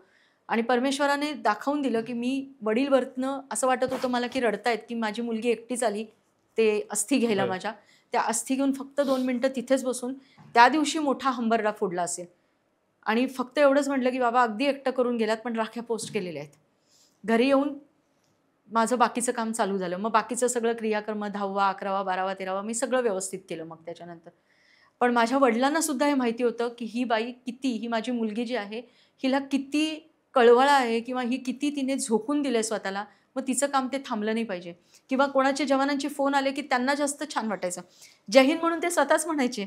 मग मला आज खूप छान वाटतंय की उद्या माझ्या वडिलांना 5 वर्ष पूर्ण होत आहे आणि परत हिस्ट्री रिपीट्स म्हणतात तसं 5 वर्षांनी पुन्हा आज मी राखीच्यासाठीच इथे बोलायला थांबलेली. सो हे फार मोठे ब्लेसिंग्स आहेत माझ्यासाठी. 5 वर्षापूर्वी काय घडलं आणि तिथून खरं तर खूप जास्त इमोशनल प्रसंग झाला हा सगळा. थोडंसं याला आपण लाईट करूया आणि आज प्रेझेंटमध्ये येऊया. आज ज्या गोष्टी घडतायत मार्केटमध्ये किंवा समाजामध्ये मला त्याबद्दल थोडंसं तुम्हाला विचारायचं आहे. कारण मी पण माझ्या बहिणीच्या डोळ्यामध्ये पाणी नाही बघू शकत. त्याचा सध्या येत आहे बाहेर. लालबहादूर शास्त्रींनी एक नारा दिला होता, जय जवान जय किसान. आणि त्यावेळेस जे होतं त्या म्हणजे पिकवणारा शेतकरी आणि वाचवणारा जवान हे दोघं खरंच सुरक्षित राहावे या दृष्टिकोनातून तो नारा दिला गेला होता. परंतु आत्ताचे जे राजकारणी आहेत आणि सगळेच, मी कुठल्या एका राजकीय पक्षाचं नाव नाही घेणार, सगळेच, कारण सगळेच एकाच माळ्याचे मणी असतात. आजही जय जवान जय किसान नारा दिला जातो. परंतु मला असं वाटतं की तो राजकीय पोळी भाजण्यासाठी दिला जातो. यावर तुमचं काय मत आहे? 100% अगदी मान्य आहे. कारण का माहिती आहे का, की असं म्हणतो ना, की आपण तिरंग्यामध्ये लपेटून आलेला जवान, त्याच्या घरची परिस्थिती काय असते, तेवढं पुरतं त्याला सगळं दिलं जातं. नंतर कुठेही हां, सरकार असं म्हणतं आम्ही पेन्शन देतो की त्यांना. पेन्शनावर फक्त चालतं का हो? ज्याने त्याच्या फॅमिलीचा विचार केला नाही. पेन्शन देऊन सरकार उपकार करतंय का? उपकार नाही करत आहे. खरं तर त्यांनी अजून दिलं पाहिजे काहीतरी. तेच. हां, म्हणजे तुम्ही असं नका ना म्हणू, की तुमच्यासाठी एखादा वीरगतीला प्राप्त होतो, त्याचं अख्खं कुटुंब उद्ध्वस्त होतं आणि आपण फक्त पेन्शन देतो त्याला. बरं पेन्शन दिल्यानंतर आपण विचारतो का हो त्याच्याकडे जाऊन काय हवंय का म्हणून? मी एका दिल्लीच्या कार्यक्रमामध्ये गेले होते. मला अवॉर्ड फंक्शन होतं माझं. त्यावेळेला कॅप्टन अनुज नय्यरची त्या ठिकाणी आई आली होती आणि मी फक्त आणि फक्त त्यांना भेटण्यासाठी दिल्लीला गेले होते. कारण मला त्या व्यक्तीला भेटायचं होतं, त्या आईला भेटायचं होतं. कारण त्यांचं एक वाक्य होतं तिथे जेव्हा त्यांना स्पीच द्यायला सांगितलं त्यावेळेला, त्या म्हणाल्या, अनुज आज भी मेरे साथ में है. ऐसा लगता है ना कि कहीं से भी अनुज आ जाएगा और अम्मा करके बुलाएगा. तो अनुज कहीं गया नहीं है. आणि हे माझ्यासाठी इतकं मोठं होतं. मग मी त्यांच्याशी बसले आणि बोलले, म्हटलं, कैसे होता है? म्हणे, आदत हो गई है, लेकिन अनुज आजू-बाजू रहता है, संभाल लेता है, मेरे ऊपर कुछ भी आता है तो. म्हटलं, फिर आपको कैसे मदत मिली? तर त्यांनी एकच एक स्माईल दिली, त्याच्यात मला सगळं कळून गेलं. सगळं कळून गेलं. बोलण्याची म्हणजे ॲक्चुअली गरजच नाही राहिली, गरजच नाहीये. कारण काय मदत मिळते सर्वांना माहिती आहे. सर्वांना माहिती आहे. कॅप्टन बात्रा. आत्ताच्या या कार्यक्रमाला मला त्यांच्या वडिलांना बोलवायचं होतं, पण नाही बोलवता आलं. कॅप्टन बात्रा का हो फेमस झाले? कारण शेरशाह पिक्चर निघाला. आपल्या यूथने राता लंबिया लंबिया गाणं घेतलं, पण कॅप्टन बात्रांचे विचार घेतले का हो? नाही घेतले. नाही घेतले. आणि खरं तर कारगिलमध्ये असे खूप जवान आहेत. खूप आहेत, खूप. म्हणजे जर शेरशाह आत्ता आला, परंतु बॉर्डरमध्ये साधारण आपण ज्यांना म्हणजे आत्ताचं यूथ, ॲक्च्युली त्यात मी पण येतो, ज्यांना आपण हिरो म्हणतो, ज्यांना स्टारडम दिलं गेलंय, जे कलाकार पडद्यावरती काम करतायत, असे साधारण 35 ते 40 कलाकार घेऊन बॉर्डर बनला होता. हो. ठीक आहे. आणि लोंगेवालवाला बॉर्डर आहे ती. तिथे मी जाऊन आले आणि माझं ते आता सध्या ड्रीम आहे ते, की प्रत्येक ठिकाणी आपण गेलं पाहिजे. ज्या वेळेला लोंगेवालवाला बघितलं ना, त्यावेळेला मी शांत बसले होते, की बापरे, म्हणजे आपण किती मुठभर होतो आणि हे एवढं अजात शत्रू होतं आणि आपल्या केवळ म्हणजे आपण म्हणतो ना, की आपण ब्लेस्ड आहोत सगळेजण. आपण जेवढे सगळे हिंदू धर्मातले आहोत ना, सगळे ब्लेस्ड आहोत. कारण परमेश्वराने आपल्याला इतकं छान बुद्धीचं आणि एका ह्याचं टॅक्टचं असं आपल्याला योगदान दिलेलं आहे. आपल्या शिवाजी महाराजांनी, छत्रपती शिवाजी महाराजांनी आपल्याला गनिमी कावा शिकवला आणि तोच त्या ठिकाणी वापरला गेला. महाराजांचे अनन्य उपकार आहेत आपल्यावर, आयुष्यभर राहतील. म्हणजे आपण सगळ्यांनी मिळून जरी आपण त्या ठिकाणी आपल्या कातड्यांचे जोडे जरी शिवले ना, तरी त्या महाराजांचे उपकार नाही भेटू शकत. छत्रपतींनी दिलेला तो विचार आज गनिमी काव्याच्या द्वारे आपण ती बॉर्डर लोंगेवालवाला आपल्या ताब्यात घेतली, नाही तर आज जोधपूर, जयपूर हे त्यांच्या अंडर असतं. बरोबर. मला प्रश्न तुम्हाला तोच विचारायचा होता, की बॉर्डरमध्ये जे कलाकार पडद्यावर आपण बघतो, असे साधारण 35 ते 40 कलाकार घेऊन ते चित्रपट तो बनला होता. नक्कीच त्यावेळेस आपले जवान 35-40 नव्हते, खूप जास्त होते. परंतु कॅप्टन बात्रा कधी कळले? जेव्हा शेरशाह आला. बरोबर. बॉर्डरमध्ये असं स्पेसिफिक कोणाचं नाव नव्हतं. मग असे खूप सारे अनसंग हिरो आहेत, त्यांच्याबद्दल कधी बोललंच जात नाही. नाहीच जात बोललं. ही किती दुर्दैवाची गोष्ट आहे. म्हणजे मला त्याला लागूनच तुम्हाला एक असं विचारायचं होतं, की आता अग्निवीर जे आहेत, ज्यांचं वय साधारण एक 20-22 वर्षाची मुलं समजा अग्निवीर म्हणून देशाचं रक्षण करण्याकरता जात आहेत, आणि त्याच सोबतच 20-22 वर्षाचा एखादा IT इंजिनियर, एक युवक असेल, युवती असेल, ते अब्रॉडला जाऊन स्थायिक व्हायचा विचार करताय. तर ह्या गोष्टीकडे तुम्ही कसं बघता, किंवा त्या लोकांना तुम्हाला काही संदेश द्यायला आवडेल का? बघा, मी असं म्हणेन ना, की आपल्या देशाला दोघांची गरज आहे. IT सेक्टरची पण गरज आहे तेवढी ही पण गरज आहे. पण ही मुलं कोण आहेत माहितीये का? आज तुम्ही सातारा वगैरे साईडला जा, एक घरातनं एक जवान निर्माण होतो. बरोबर आहे. कारण त्यांचं ते ना रक्तच तसं आहे. त्यांना देशाच्यासाठीच लढायला आवडतं. शेवटी प्रत्येकाचा विचार आहे. आता माझ्या मुलाला जर समजा ॲक्टिंगमध्ये जायचं असेल, तर त्याचा तो विचार आहे. पण तो जेव्हा माझ्याबरोबर जॉईन झाला, तेव्हा त्याला कळलं, की मला ॲक्टिंगची नाही तर या गोष्टीची गरज आहे. तुम्ही कसं फीड करताना मुलांना, तुम्ही कसे संस्कार देताना मुलांना, त्याच्यावर बऱ्याच गोष्टी अवलंबून आहेत. हां, जेव्हा तुम्ही लोक ही 21-22 वर्षाचे तरुण जेव्हा कमवतील, त्यावेळेला इकडे ते हत्यारांसाठी वगैरे गोष्टी यूज होतील ना. पण काही मुलं अशी पण आहेत, की जी देशवेडी आहेत, जी NDAमध्ये वगैरे जातात. मी एक जे आहे ना, जुनून जज्बा जिद्द, दिल से दिमाग तक, डिटर्मिनेशन, डेडिकेशन, डिसिप्लिन, दिल से दिमाग तक. दिमाग 5 तक. डीज आहेत ना, ते सगळ्यांच्याच आयुष्यामध्ये आहेत. आता काही जण बघतो आपण की जवानच निर्माण झाले पाहिजेत म्हटल्यानंतर ते जवानांच्या ह्याच्यामध्ये जातात. बरोबर. पण माझ्या दृष्टिकोनात तर दोन्हीही तसेच आहेत ना. एक जण त्या ठिकाणी कमवतोय, आपण असं त्यांना स्टेटमेंट नाही करू शकत की तो त्याच्या स्वार्थासाठी कमवतोय किंवा त्याच्यासाठी कमवतोय. ते ज्या वेळेला त्या ठिकाणी रोलिंग होतंय त्यावेळेला तर तिकडे त्या सगळ्या गोष्टी कुमकी पोचली जाते ना. त्यामुळे दोघंही त्यांच्या ठिकाणी ग्रेटच आहेत. आणि माझा प्रश्न असा होता हां. की भारतामध्ये राहून देशाची सेवा एक जवान करतोय आणि हां. तुम्ही जर देश सेवा तुम्हाला करायची असेल तुम्ही तुमच्या कामातूनही करू शकता. आरामात. परंतु असे जे आत्ताचे युवक युवती आहेत जे शिक्षण इथे घेत आहेत आणि कमवण्यासाठी किंवा GDP वाढवण्याकरता अमेरिकेत स्थायिक होत आहेत, अशा लोकांना काय सांगाल? मला तरी नाही गरज वाटत त्या गोष्टींची. आपल्या देशाकडे खूप आहे, भरपूर आहे. पण आपल्याला काय झालं ना, एक तो टॅग लागला गेला पाहिजे, फॉरेन रिटर्न. त्याच्यामुळे त्यासाठी म्हणून सगळेजण तिकडे पळत असतात. आणि मला तर असं वाटतं ना की ते म्हणजे सगळेच जणांना उठतो तो आपला US ह्याला त्याला शिकायला वगैरे जातो. बरोबर. नालंदा विद्यापीठला पण विसरतो ना. इथे आपल्याकडे ते सगळं आहे किंवा ते सगळं होतं किंवा आत्ता पण आहे ज्याच्यासाठी आपले ब्रेन्स फक्त यूज होत आहेत ना तिकडे. बरोबर. आपल्याकडे आहेत ना ते ब्रेन. मग तुम्ही एवढे जर सगळेजण इतके कॅलिबरचे आहात, काही पैशांसाठी स्वतःचं सगळं छान रोटेशन येण्यासाठी म्हणून तिकडे जात आहेत, तेच तुम्ही इथेही करू शकता. मध्यंतरी मी एक स्टेटमेंट वाचलं होतं की अर्ध्यापेक्षा जास्त जर इंजिनियर्स आणि डॉक्टर्स अमेरिकेतनं भारतामध्ये परत आले तर अमेरिका पोरकं होईल. प्रश्नच येत नाही. त्यांनी विकतच घेतलेले आहेत. गंमत अशी आहे ना की आपल्या मुलांना सुद्धा असं वाटतं तिथे गेल्यानंतरच सगळं अलबेल आहे. मध्यंतरी एक फतवा निघाला होता ना की तिकडनं परत पाठवण्याच्या तयारीत होते. तेव्हा काय करणार होतो? तेव्हा तुम्ही परत आपल्याच देशात येणार होतात ना, मायदेशीच येणार होतात ना. मग जो देश तुम्ही सोडून गेलात मग तिथे येण्याचं कारणच काय आहे? बरोबर आहे. आपण पुन्हा आपल्या मेन प्रश्नाकडे येऊया. बरोबर. राख्या सगळ्या गोळा करणं आणि त्या जवानांपर्यंत पोहोचवणं ही साधारण एक प्रक्रिया किती दिवसांची असते आणि कशी प्रोसेस असते? 1 महिन्यापेक्षा आधी चालू होतं सगळं. आणि साधारण आता 9 ऑगस्टला आपली राखी पौर्णिमा आहे. त्याच्या 15 दिवस आधी आम्ही राख्या पोस्ट करतो. यावेळेला थोडा मला 1-2 दिवस उशीर झाला, पण साधारण 10-12 दिवसाचा पिरियड आपल्याला लागतो. कारण स्पीड पोस्टने आपल्या राख्या ह्या वेगवेगळ्या युनिट्सला जातात. माझी एकच इच्छा असते की 9 तारखेला आयदर 8, 9, 10 मध्ये राख्या पोचल्या पाहिजेत की जेणेकरून त्या दिवशी त्यांच्या हातावरती राखी पोचली पाहिजे. असं एक असतं 10-12 दिवसाचा. आणि जे काही आपण आता म्हणजे आता काय म्हणणार मार्केटिंग क्षेत्रामधल्या गोष्टी बोलायच्या तर कॅम्पेनिंग जे आपण म्हणतो ते कॅम्पेनिंग आम्ही 1 महिन्यापासून आधी चालू करतो. गेल्या मागच्या 1-2 वर्षामध्ये हा शब्द खरं तर खूप जास्त प्रचलित झाला कॅम्पेनिंग. कारण आहे पण ते लोकांना दाखवल्याशिवाय कळत नाही. हा पण एक प्रकार आहे. त्यामुळे ते कॅम्पेनिंग आणि या गोष्टी कराव्या लागतात. खरंय. आपण बरेचसे आर्मी स्कूल आहेत जिथे मुलं तयार होतात, त्यांना शिक्षण पण मिळतं आणि आर्मीसाठी तयार केलं जातं. परंतु जे नॉर्मल स्कूल आहेत किंवा ज्यांची परिस्थिती नाही जी तिथपर्यंत पोहोचू शकेल अशा स्कूल करता किंवा अशा अभ्यासक्रमांमध्ये आर्मीसाठी काही ट्रेनिंग आपण बेसिक टाकलं पाहिजे का गव्हर्नमेंटने, असं काय वाटतं? 100% टाकलं पाहिजे. मी असं म्हणेन की त्या शाळांमध्ये ना निदान तुम्ही एक पाठ्यपुस्तक नसेल समजा शक्य, पण निदान तुम्ही पीटीच्या तासाला किंवा तुमच्या ऑफ पिरियडमध्ये तुम्ही या शौर्यांच्या गाथा किंवा तुम्ही एक कारगिल युद्ध किंवा उरी सर्जिकल स्ट्राईक आपला झाला त्याच्याबद्दल किंवा आपलं जे ऑपरेशन सिंधू यातल्या चर्चा जरी केलात ना तरी त्यांना कळेल. आता तुम्ही इन्स्टावर जरा सध्या बघत असाल, प्री स्कूलच्या मुलांसाठी एक रील चालू असतं मोबाईलच्या रिलेटेड. बरोबर. मग अशी रील आपण बनवू शकतो ना.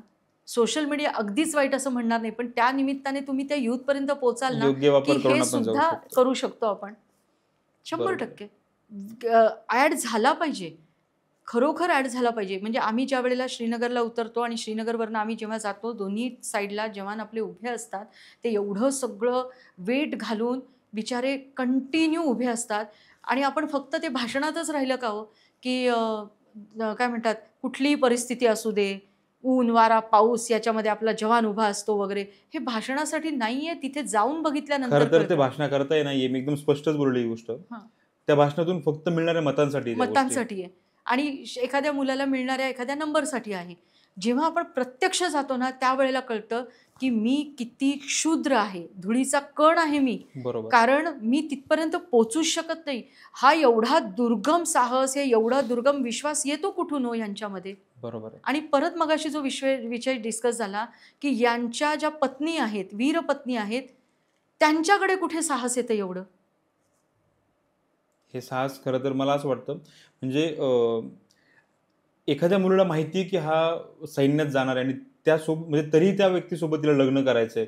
खरं तर अशा धाडसी महिलांना आपण सलाम करणं खूप गरजेचं आहे. त्यांना पण आणि ज्या शेतकरी मुलाच्या बरोबर लग्न करतात ना, त्यांनाही सलाम केला पाहिजे. नक्कीच. आणि तेव्हा खरं तर कुठेतरी मला असं वाटतं की जय जवान जय किसानला योग्य न्याय योग्य मिळेल. नाही मिळेल. लालबहादूर शास्त्रीजींच्या त्या सेंटेन्सला मी ना एक कविता एक छान मी वाचली होती. मला 2 सेकंद द्या. नक्कीच मी आहे. तुम्हाला आम्हाला म्हणजे म्हणजे मी माझी नाही आवडेल आहे ती, ऐकायला. पण मी ती कुठेतरी अशी लिहून ठेवली होती माझ्या ह्याच्यामध्ये आणि ती वाचणं इथे खूप गरजेचं आहे. जस्ट एक तुम्हाला ऐकवते मी. प्लीज.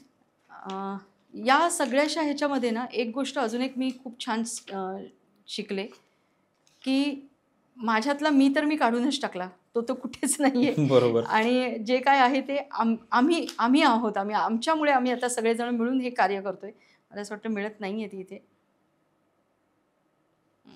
मिळाली तर मी नक्कीच तुम्हाला पाठवीन. तुम्ही तुमच्या ह्याच्यामध्ये ती जरूर ऐकवा. कारण बिलकुल. इतकी सुंदर मला ती कविता मिळाली होती. आणि हां, मिळाली. येस. इस बार थोड़े जल्दी आना. छोटी की शादी है, तैयारियां करनी पड़ेगी. मुन्ना इस बार अव्वल आ गया है, उसके लिए भी कुछ लेते आना. बहू की तबीयत कुछ ठीक नहीं रहती है, याद करती है बहुत तुम्हें. बाकी सब खैरियत है. माँ ने खत लिखकर फिर से बक्से में बंद कर लिया. 7 साल पहले वीरगति हुए जवान की माँ और कर भी क्या सकती है. म्हणजे ती आई दरवर्षी ते लेटर उघडते, ते लेटर शांतपणे वाचते, परत बंद करते, परत ठेवून देते. इतकी ही सुंदर कविता आहे. मला खरं तर पुढचा प्रश्न असा विचारायचा होता की जवानांना तुम्ही ज्या राख्या पाठवतात हां, यातून तुम्हाला नक्की काय समाधान मिळतं? पण तो प्रश्न विचारण्याची हे गरज नाही समाधान वाटत आहे. मिळतं. कारण हे समाधान हेच मिळतं. समाधान मिळत असतं. बऱ्याचदा असं होतं, तुम्ही जसं उल्लेख केला होता की एक बिस्किटचा पुडा किंवा एक सफरचंद किंवा एक केळ वाटून त्याचे 1000 फोटो काढून ते प्रचलित म्हणजे प्रसार केला होता त्या गोष्टींचा. ह्या गोष्टींकरता त्यांचा मोटो वेगळा असतो. हो. फोटो इज आर मोटो जसं तुम्ही म्हटलं होतं. जवानांना भेटण्यासाठी तुम्ही जातात किंवा ज्या राख्या सगळ्या संकलित करतात त्या पाठवतात.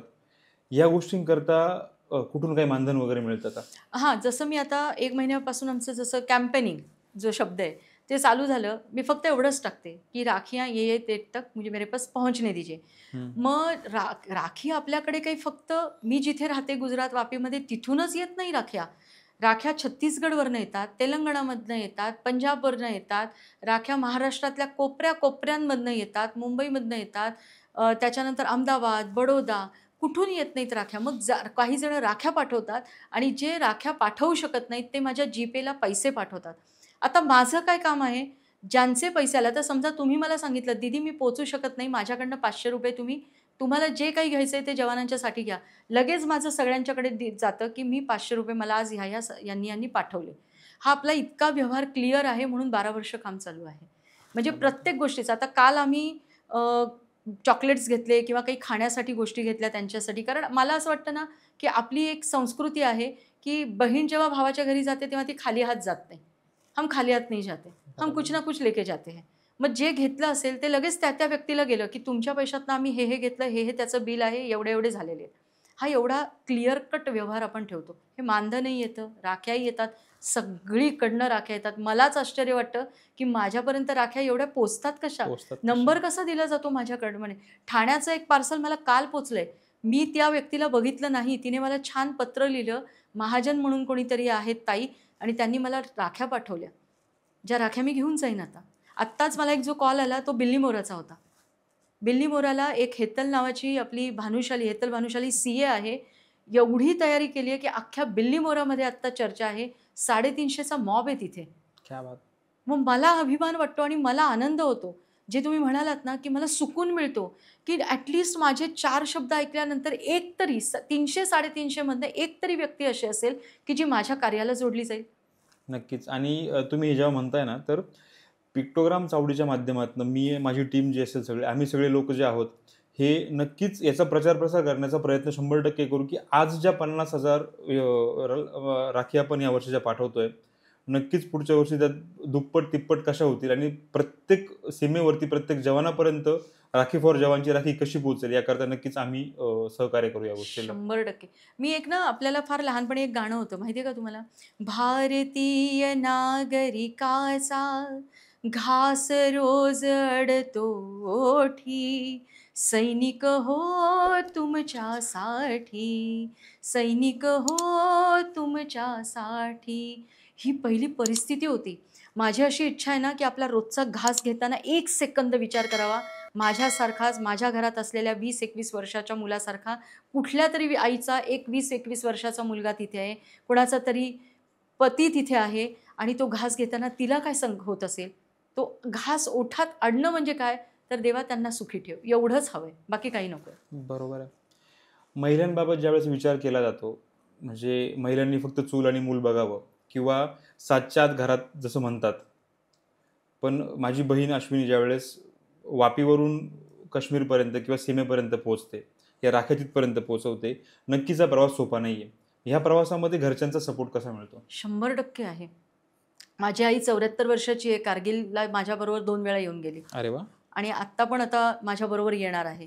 मुलाचा तर अगदी 100% प्रवास आहे, कारण मी आज तुमच्यासोबत इथे आहे, मुलगा माझा तिथे राख्या गोळा करत आणि जे त्याला काम दिलेलं आहे ते तो काम करतोय. मिस्टरांचाही सहभाग आहे, कारण जिथे मी अडते तिथे त्यांना फक्त फोन केल्यानंतर त्यांच्याकडनं जी मदत असते ती त्या ठिकाणी असते. फक्त एवढंच आहे, माझं क्षेत्र वेगळं आहे, त्यांचं क्षेत्र वेगळं आहे. ते चकाचौंधमधल्या दुनियेमध्ये आहेत, मी थोडंसं पडद्यामागची कलाकार आहे, एवढाच फरक आहे. पण 100% सगळ्यांचा सहकार आहे, कारण शेवटी हे सगळ्यांच्या शिवाय होणार नाही. सबका साथ सबका विकास तसं येते.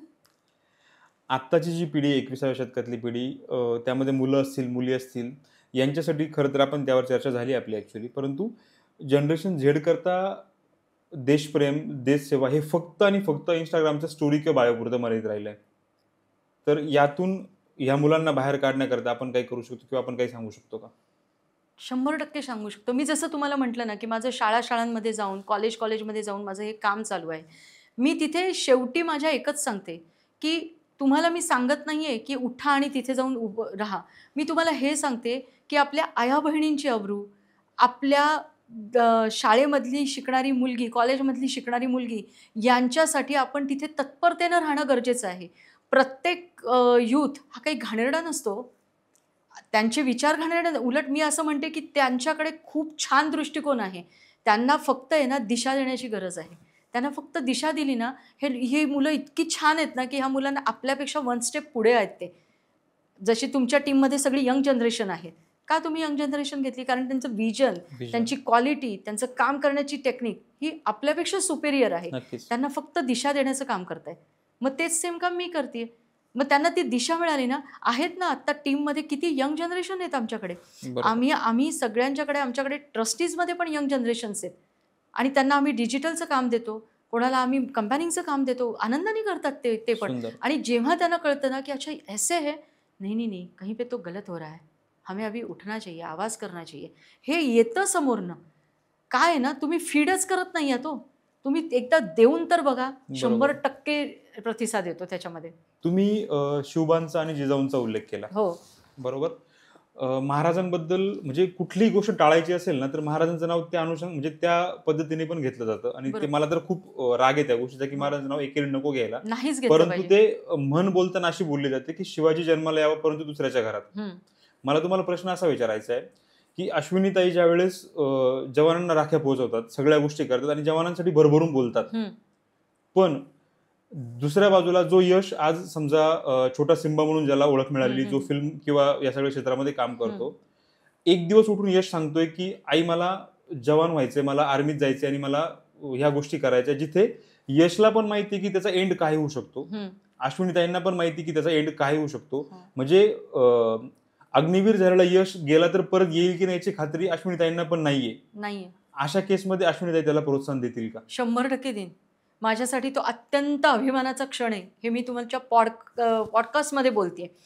माझ्याबरोबर यश हा कंटिन्यू माझ्यासोबत असतो. मी जेव्हा जाते श्रीनगरला तेव्हा त्याचं काम असतं राख्या एक एक मला देणं, त्याचं काम असतं आपल्याबरोबर आलेल्या सगळ्यांचं लगेज उचलणं. मी त्याला एवढ्यासाठी घेऊन जाते की ते बघ आणि तुझ्या आयुष्यामध्ये डिसिप्लिन आण. क्या बात आहे. आणि माझी तर खूप इच्छा आहे की त्याने तिथे जावं. आपल्याकडे बडोद्याचे कर्नल फळणीकर म्हणून आहेत, विनोद फळणीकर काका, ज्यांचं मला प्रचंड गाईडलाईन असतं. त्यांनी मला सांगितलं होतं की अश्विनी, अगर तेरे बेटे ने बॅट उठाई ना तो कर्नल फळणीकर मूछ निकाल के देगा. कारण माझा मुलगा बॅटिंग करूच शकत नाही, क्रिकेटर होऊच शकत नाही. मग मी त्यांना लगेच प्रश्न विचारला होता, म्हटलं अंकल मुझे इसको है ना सेना में भरती करना है. तर क्या बात कर रही है. कारण त्या ठेवणीवर सगळं असतं. पण उद्या अशी जर वेळ आली की खरोखर गरज आहे, तर यशला पुढे करण्याचं काम सगळ्यात पहिले मी करीन आणि त्यात तो माझ्यासाठी अभिमानाचा क्षण असेल. कारण कसं असतं ना, प्रत्येकाचं एक ड्रीम असतं. तसं माझंही कधी-कधी असं वाटतं की ह्याने ना खरोखर त्या ठिकाणी उभं राहून म्हणजे तो एक वर्दीसाठी नाही म्हणत आहे. वर्दीचं सगळ्यांनाच कौतुक आहे. पण ते जे खरं रक्षण आहे ना, ते तू करावंच तिथे उभं राहून. आणि त्याच्यासाठी तो माझ्याबरोबर कंटिन्यू येत असतो. मी कुठेही जाऊ दे. आजच तो आला नाही, त्याची कारणं मी तुम्हाला सांगितली. तो राखीचं काम करतोय. नाहीतर तो इथे येणार, तो माझ्याबरोबर कारगिलला येणार, तो माझ्याबरोबर बिलीमोराला येणार. जिथे जेव्हा राख्या घेऊन यायचे तिथे तो राख्या घेऊन येणार. तिथे सुद्धा बांधताना त्याच्याकडे एक बंच असतो, तो पटापट मला राखी काढून देणार. ही सगळ्या कामांमध्ये मी त्याला ऑलरेडी प्रोसिजरमध्ये आणलेलं आहे. खूप सुंदर. म्हणजे आपण म्हणतो ना की स्वतः सांगे ब्रह्मज्ञान आणि नंतर कोरडे पाषाण, ते माझ्यावर तो टॅग लागू नये ना, म्हणून मी आधीच ते काम चालू केलेलं आहे. बहुत बढिया, बहुत बढिया. म्हणजे खरंच ऐकून आनंद झाला. आणि खरं तर या गोष्टी व्हायला पाहिजे. कारण बऱ्याचदा काय होतं ना, की आपण दुसऱ्यांसाठी उत्तम वकील असतो आणि स्वतःची वेळ की आपण माघार घेतो. पण तिथे मला ही गोष्ट बघायला, म्हणजे तुमच्या केसमध्ये ती मला गोष्ट बघायला नाही भेटली. आणि जर यश खरंच असं काही पुढे करत असेल तर खूप आनंद होईल. बऱ्याचदा असं होतं दीदी, की देशाकरता काहीतरी करायचं म्हणजे मी जवानच झालं पाहिजे, मी आर्मीतच गेलं पाहिजे, किंवा मी देशसेवा करायची म्हणजे फक्त आर्मी किंवा फक्त डिफेन्स हाच प्रकार बऱ्याचदा डोक्यात असतो. देशसेवा म्हणजे फक्त डिफेन्सच आहे का, की दुसरं अजून काही करू शकतो आपण? भरपूर काही करू शकतो. सगळ्यात महत्त्वाचं म्हणजे आत्ता आपल्याकडे पाऊस कमी झालेला आहे. आपण झाडं लावून सुद्धा देशाची सेवा करू शकतो. आपल्या देशाला आत्ता झाडं लावण्याची प्रचंड गरज आहे. कोरोनाच्या काळामध्ये ऑक्सिजन घेण्यासाठी आपण काय काय केलेलं आहे विसरलो सगळेजण.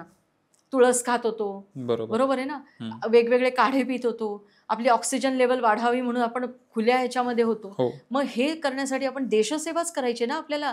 झाडं लावूया आपण आपल्या वाढदिवसाच्या दिवशी, आपल्या अॅनिव्हर्सरीच्या दिवशी, मुलांच्या ह्याच्यासाठी एक एक झाड लावून ते व्यवस्थित वाढवूया. बघा बरं, आपल्याकडे पावसाचं जे काही टेन्शन आहे ते आपलं सगळं निघून जाईल. बऱ्याच गोष्टी आहेत. नुसतं तेवढंच नाही तर आपण आत्ता जसं मी तुम्हाला सांगितलं की यूथला मजबूत करणं, लहान मुलांमध्ये देशप्रेम निर्माण करणं. फक्त तेवढंच आपलं हॅपी रक्षाबंधन सोल्जर्स अंकल म्हणून चालत नाही. तर त्यांना त्या ठिकाणी थोडंसं प्रवृत्त करणं. आज माझी जी शाळा आहे त्या माझ्या शाळेमध्ये जनगणमन घेतलंच जातं. 100% लहान मुलं माझी जनगणमन म्हणतात. लहान मुलांना काही संस्कृतीचे धडे दिले जातात की 2 वेण्या घालून यायच्या, टिकली लावायची. आज बऱ्याचशा मुलींना टिकली आणि या गोष्टी नाही पटत. हो. आणि तुम्ही या गोष्टी लहान मुलांकडून करून करतोय. घेताय. माझ्या टीचर्सला सुद्धा तेवढं वॉर्निंग असते की तुम्ही हे करायचंय, तुम्ही केलं तर ते करतील, मुलं करतील. देशसेवा करण्यासाठी आपल्याकडे भरपूर काही आहेत. मी तसं प्रत्येक वेळेला म्हणते की जरुरी नाहीये की घेऊन तिथेच उभं राहायचंय. तुम्ही आतली व्यवस्था सुद्धा छान करू शकता. कचरा उचलून परत डस्टबिनमध्ये टाकणं देशसेवाच आहे हो. कारण आपण आपला परिसर स्वच्छ ठेवतो. आपण आपलाच रॅपर टाकून खाली दिल्यानंतर कसं बरं चालेल? खरी गोष्ट आहे. म्हणजे आत्ताच मी पुन्हा यूथकडे वळतो या विषयांमध्ये. कारण यूथ हे भविष्य आहे देशाचं. ठीक आहे. बऱ्याचदा असं होतं की मी इन्स्टावरती सेल्फी काढतो, हातात झेंडा असतो माझा, मस्त सेल्फी काढतो आणि हॅपी इंडिपेंडन्स डे लिहितो. आणि नंतर काही तासामध्येच तो झेंडा मला पुन्हा रस्त्यावर दिसतो. मग हे खरंच देशप्रेम आहे का? नाही आहे ना. इन्स्टावरची स्टोरी जी असते ती 24 तासानंतर डिलीट होते. तसंच हे देशप्रेम आहे, डिलीट होतं. 24 तासाने डिलीट होतं. हां. 12 वर्ष सलग तुम्ही हा प्रवास करताय, सलग तुम्ही या सगळ्या गोष्टी करताय. परंतु ह्युमन नेचर आहे. पॉझिटिव्ह जेवढ्या वाइब्स मिळतात तेवढं कधी-कधी एखाद्या गोष्टीमुळे माणूस थकल्यासारखंही होतं. या 12 वर्षामध्ये कधी असा कुठला प्रसंग आला की नकारात्मक भावना आली की यार बस झाला आता मला नाही करायचं, असं कधी झालंय का? अजिबात नाही आला आणि येणार पण नाही तो. कारण माझा मुलगा मला नेहमी म्हणतो, सगळ्या देशाचं प्रेम जे सगळं आलं ते तुझ्याकडे आलेलं आहे. तुला फक्त म्हणे सांगायची खोटी आहे की तुला इथे जायचंय की तू कशाचाच विचार करत नाही, निघून जातेस. हा उत्साह आहे माझा. म्हणजे मला त्या विषयावर बोलताना मला इतकं छान वाटतं ना की मला परत ऊर्जा निर्माण होते माझी. बरोबर. म्हणजे मी तुम्हाला आता एक छोटीशी माझ्यातली एक गोष्ट सांगते की मी बऱ्याच ठिकाणी गणपती प्रतिष्ठापना करायला जाते. माझ्या वडिलांच्या वेळेला मला कोणी ब्राह्मण मिळाले नाही, तर मी स्वतः शिकले आणि मी स्वतः प्रतिष्ठापना करून आता मी ते एक प्रोफेशन नाहीये, माझी ते एक छंद आहे. ज्यांच्याकडे कोणी ब्राह्मण मिळत नाही तर अतिशय कमीत कमी पैशामध्ये ती प्रतिष्ठापना करून द्यायचं, हे मी माझं काम चालू आहे. म्हणजे आता या गणपतीला पण मी कमीत कमी 8-9 गणपती प्रतिष्ठापना करेन. अरे वा. त्यावेळेला पण मी हे सांगत असते, तुम्ही एवढं सगळं करताना मग त्याच्यातला थोडासा हिस्सा ना माझ्या जवानांच्यासाठी काढा. म्हणजे मी माझ्या प्रत्येक कार्यामध्ये ना हे कुठून ना कुठून तरी मी ते त्या ठिकाणी करते. थकणं हा विषय नाहीये. हा, शरीर ज्या वेळेला साथ देणार नाही त्यावेळेला कुठे ना कुठेतरी बॅकअप टू प्लॅन माझा तयार मी करूनच ठेवणार आहे. थांबायचं नाहीये. थांबण्यासाठी हे सुरू केलेलं नाहीये ना. बरोबर.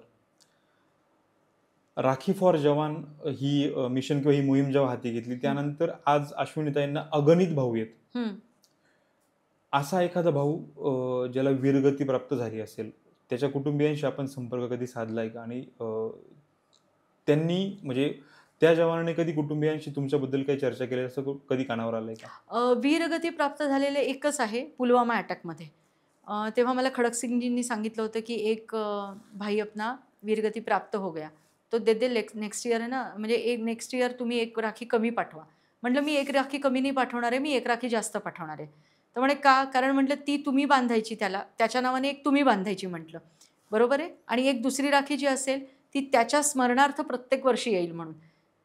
पण त्यांच्याशी कॉन्टॅक्ट होऊ शकला नाही कारण आपल्याकडे काही प्रोटोकॉल्स आहेत, त्याच्यामुळे आपण प्रत्येकाशी बोलू शकत नाही. हां, पण बरेचसे जवान कॉन्टॅक्टमध्ये आहेत. बरेचसे जवान बोलत असतात, मुलगी झाली, मुलगा झाला, लग्न ठरलं, त्याच्यानंतर काही दुःखद प्रसंग असेल, काही असेल तरी माझ्याशी शेअर करत असतात. एक जण आहे, मी नाव घेऊ शकत नाही इथे, पण एक जण आहेत, ते सकाळी 3:30ला मला त्यांनी फोन केलेला. म्हणजे त्यांना माझ्यात आई दिसते. मला त्याचा फार अभिमान वाटतो की माझ्यात आई दिसते किंवा माझ्यात बहीण दिसते. याच्यापेक्षा मी असं म्हणते की तेवढी मोठी दाद आणि तेवढं मोठं अवॉर्ड नाही आहे कुठलं. की त्यांनी मला फोन करून सांगितलं की आप जग रहे हो इसलिए फोन किया, माँ को छोड़ के आया हूँ तो मैंने सोचा 1 माह से बात कर लूँ. क्या बात आहे. आणि मला इतकं ते भरून आलं. मी म्हटलं जोपर्यंत तुम्ही पोचत नाही ना युनिटपर्यंत तोपर्यंत मी जागे आहे. तुम्ही फक्त तुमची काळजी घ्या. कारण त्यांना इतकं ते इमोशनल झाले होते, फॅमिलीला सोडून आलेले होते, परत कधी भेटेन माहिती नाहीये. आणि त्या सगळ्या ह्याच्यामध्ये त्यांचं होतं, हो जवान हा फार पोलादीच असतो असं कुठे नाहीये, हळवा आहे, खूप हळवा आहे. आणि तो जो काळ होता ना, जो काही 1-1.5 तासाचा, त्यावेळेला फक्त आणि फक्त मी काय केलं, त्यांना मदत केली. त्यांना छान पद्धतीने त्यांच्याशी बोलत राहिले, त्यांना ते रिलॅक्स झाले. नंतर त्यांचा 2 दिवसांनी मला फोन आला, मैं थोड़ा कुछ ज़्यादा ही इमोशनल हो गया था. म्हटलं मुझे अच्छा लगा कि ये भाई के पास में एक छोटा सा है ना दिल भी है जो अपने परिवार को लेके धडक धडक धडक कर रहा है. मग असेही प्रसंग आहेत, खूप आहेत. किंवा एक प्रसंग आहे की एकाला जस्ट लग्न ठरलं होतं एकाचं, आणि आम्ही म्हणजे काश्मीरचं नाही म्हणते मी, दुसरं म्हणते. आणि त्यावेळेला नेमकं त्याला रुजू व्हावं लागलं होतं. थोडा अपसेट पण होता तो. मग त्याला आम्ही चेअरअप केलं सगळ्यांनी मिळून. तो ओके झाला त्याच्यामध्ये. त्यामुळे कसं आहे ना की बरेच प्रसंग आहेत. पण परमेश्वर कृपेने मी जे काही आज ज्यांना बांधलेली आहे राखी, ते वीरगती, मी म्हणेन वीरगती असं नाही झालेलं त्यांना नॅचरल डेथ आलेले आहेत. आत्ताच 10-12 दिवसापूर्वी मोहनलाल शर्मा म्हणून त्यांना हार्ट अटॅक आला आणि त्यांना वीरगती, म्हणजे ते एक्सपायर झाले. त्यांना मी राखी बांधलेली आहे. त्या दिवशी मी पूर्ण दिवस खूप रेस्टलेस होते कारण मी सतत त्यांना राखी बांधत होते. आणि जेव्हा मला कळलं त्यावेळेला मला इतका त्रास झाला की म्हणजे आता त्यांचा परिवार कसा असेल, कारण जस्ट त्यांची रिटायरमेंट झालेली होती. आणि रिटायरमेंट झाल्यानंतर ते घरी गेले होते. आणि घरी गेल्यानंतर एवढ्या तपश्चर्येनंतर घरी गेल्यावर 1-2 वर्ष पण मिळून आहेत छान जगायला, आणि तेवढ्यात हे असं मरण आलं. रेस्टलेस होते. असे पण आहेत घटना. त्रास पण होतो तो खूप. आणि परमेश्वराकडे हीच मागणी असते की म्हणूनच मी त्या रक्षासूत्र वेदोच्चारामध्ये मंत्रोच्चारण करून मग घेऊन जाते. त्यामुळे परमेश्वर रूपेने फक्त एखाद दुसरी घटना असेल, अदरवाईज सगळे व्यवस्थित सुखरूप घरी जातात. बहुत बढिया. आपण काही वेळापूर्वी बोलताना एक गोष्ट बोललो होतो, जिथे 15 ऑगस्ट असेल, 26 जानेवारी असेल, आणि आता हल्ली आपण 26 जुलै पण सेलिब्रेट करायला सुरुवात केली आहे. मला प्रश्न असा विचारायचा आहे की एका बाजूला सीमेवर उभे राहणारे जवान आहेत जे वंदे मातरम म्हणताय, आणि एका बाजूला आमच्यासारखं युथ आहे जे वंदे मातरम सेलिब्रेट करतात. बरोबर. वंदे मातरम आणि वंदे मातरम हे समीकरण कधी एकत्र येईल का? खरं सांगू मनापासून एवढ्यात तर नाही येणार. त्याला खूप काळ लोटेल. कारण मी असं म्हणेन ऑपरेशन सिंदूर नंतर बऱ्यापैकी सगळ्यांना ते लक्षात आलंय की आपण कुठल्या टेन्शन्समधनं जातोय ते. कारगिलच्या वेळेला आपण एवढे सगळेजण तेवढे टेक्नोसावी नव्हतो किंवा नव्हतो. तेवढं इन्स्टा वगैरे अपडेट नव्हतं. पण आत्ता ऑपरेशन महादेव झालं किंवा ऑपरेशन सिंदूर झालं, याच्यामध्ये आपल्याला ते कळायला लागलं. त्यामुळे हळूहळू यूथ आहे ना त्याकडे वळायला लागलेला आहे. थोडासा अजून काळ जाईल, पण आपण म्हणतो ना की आशा ठेवण्यात काहीच प्रॉब्लेम चुकीचं नाही. नाहीये. आपण नेहमी पॉझिटिव्ह राहावं की बरोबर. वन डे येईल की आपण वन डे नाही तर 365 डेज वंदे मातरम वंदे म्हणू. मातरम म्हणूया. हम्म. बहुत बढिया. एक असं विचारायचं आहे की गेली 12 वर्ष आपण राख्या पाठवतो आणि भेटतोय जवानांना, जवानांचे फोन कॉल येतात, सगळं मान्य. हां. परंतु अशी एखादी खास आठवण जी तुम्हाला कधीच विसरणं शक्य नाहीये की तुम्ही त्या व्यक्तीला राखी बांधली, त्या जवानाला राखी बांधली आहे आणि तो तुमच्या संपर्कात आहे. कारण 1000 आठवणी असतात, परंतु त्या 1000 मध्ये एखादी खास असते. अशी एखादी खास असे आठवण? कमीत कमी मी असं म्हणेन 20 ते 25 जण कॉन्टॅक्टमध्ये आहेत. ओके. म्हणजे एक आहे जवान, त्याचं लग्नही ठरलं तेव्हाही मी तिकडे होते. त्यांना मुलगा झाला तेव्हाही माझ्यापर्यंत ते पोचलेले आहेत. रिटायरमेंट एक जवानांची झाली त्याच्यानंतर मी त्यांच्या घरी जाऊन आले. संसारजी आहेत उधमपूरचे, त्यांच्या घरपर्यंत जाऊन आले, त्यांच्या फॅमिलीला भेटले. असे भरपूर जण आहेत आणि मी कंटिन्यू त्या सगळ्यांच्या बरोबर बोलत असते. कारण मला असं वाटतं की ना त्यांना सगळ्यात जास्त गरज आहे आपल्या बोलण्याची. एकच शब्द असतो, ठीक हो? आणि ते पण मला विचारतात, ठीकठाक हो? बस संपला विषय. संभाषणच संपलं. त्यातच सगळं आलं. त्यातच सगळं आलं. म्हणजे आपण म्हटलं ना की एक दिवस मी अशीच म्हटलं की मैं बाद में बात करूँ, थोड़ा बीमार हूँ, एवढंच मी बोलले होते. कंटिन्यू मला मेसेज येत होता, ठीक हो? दवाई ले ली? अच्छी हो? अरे कधी कधी आपले सख्खे भाऊ सुद्धा आपल्याला विचारत नाही नाही. विचारत. कधी कधी आपले नातेवाईक आपल्याला विचारत नाहीत. हे ज्यांना माझ्याबद्दल काही माहिती नाही ते लोक विचारतात. त्या एका धाग्याचा हा कमाल आहे. त्यामुळे त्याच्यात बरोबर. मी थकूही शकत नाही आणि ते थांबवूही शकत नाही. थांबवू शकत नाही. आमचे पिक्टोग्राम चावडीचे जे आता प्रेक्षक म्हणजे आपण दोघांना बघतायत, ऐकतायत. हां. आम्हा प्रेक्षकांना जर समजा या सगळ्या याच्यामध्ये जोडलं जायचं असेल किंवा देशसेवा जर करायची असेल, हं. तर याची सुरुवात कशी आणि कुठून केली पाहिजे? आपण नाशिकपासून मुहूर्त करूया. आत्ता दिवाळी येतेय. कधी तुम्हाला सगळ्यांना मिळून जर समजा तुम्ही भाईंना सांगितलं तर मी त्या निमित्ताने जरूर येईन. आपण इव्हन आपण फराळ किंवा आपण ज्या काही गोष्टी पाठवतो त्या आपण अतिशय विधिवत पाठवतो. आणि शाळांमध्ये जर समजा कुठे काही लेक्चर द्यायचं असेल किंवा कुठे मला बोलवायचं असेल, मी 100% तिथे हजर होईन. कारण माझ्यासाठी आहे ना ते चालू राहणं महत्त्वाचं आहे आणि सगळ्यांनी जुळणं महत्त्वाचं आहे. आपली ताकद वाढवणं महत्त्वाचं आहे आणि जोपर्यंत आपण ताकद वाढवत नाही तोपर्यंत आपण फाईट करू शकत नाही. बरोबर. मग त्यासाठी तुम्ही कुठल्याही प्रकारे म्हणजे कुठून फोन आला मला की माझी अशी शाळा आहे किंवा माझं असं कॉलेज आहे किंवा असा आमचा ग्रुप आहे, आम्हाला एकत्र यायचं आहे, 100% ऑलवेज वेलकम. सगळ्यांसाठी म्हणजे आपण म्हणतो ना की हे विश्वाची माझे घरं, सगळ्यांच्यासाठी हे सगळं खुलं आहे. फक्त सगळ्यांनी या, चांगला विचार घेऊन या, चांगल्या पॉझिटिव्हिटीने या आणि त्या चांगल्या पद्धतीने पुढे जाऊ. कारण 12 वर्ष हे अतिशय पॉझिटिव्हिटीनेच सगळं काम चालू आहे. आमच्या टीममध्ये एक नेव्ही ऑफिसर आहेत, एक एअर ऑफिसर्स आहेत, एक 65 वर्षाचे आमचे सिनकर सर आहेत जे रिटायर झालेले आहेत, संपदा आहे, चारू भंडारी आहे, नैना भानुशाली आहे, माया शिंदे, CA हेत्तल आहे, आदिशक्ती. किती सांगू मी तुम्हाला, जिजाई, आदिशक्ती, महाराष्ट्र महिला मंडळ, मराठी महिला मंडळच्या सगळ्या काकू आमच्या सिल्वासाच्या, ब्राह्मण सभा, वेगवेगळ्या शाळा आहेत, स्वामीनारायण गुरुकुल, त्यांचा तर प्रचंड मोठा मला सपोर्ट आहे, ज्ञानगंगा, उपासना, बरेच आहेत, सिद्धनाथ. अशा सगळ्यांच्यामुळे मिळून ते शौर्य रक्षा चालू झालेलं आहे. त्याच्यात तुम्ही सगळेजण आलात तर उलट अजून आपण काहीतरी भव्य दिव्य करू शकतो. 100%. एक वेळ अशी आली पाहिजे ना भाई की आपण सगळ्यांनी मिळून आपल्या ही देशाची जी सीमा आहे ना त्या सीमेच्या मध्ये असलेल्या प्रत्येक बॉर्डरला राख्या गेल्या पाहिजेत. हे टार्गेट आहे. जसं तुमचं एक गोल आहे तसं माझं एक टार्गेट आहे. 50 नाही, कमी पडतायत यार, थोडं पाहिजे. प्रत्येक ठिकाणी राख्या पोचल्या पाहिजेत.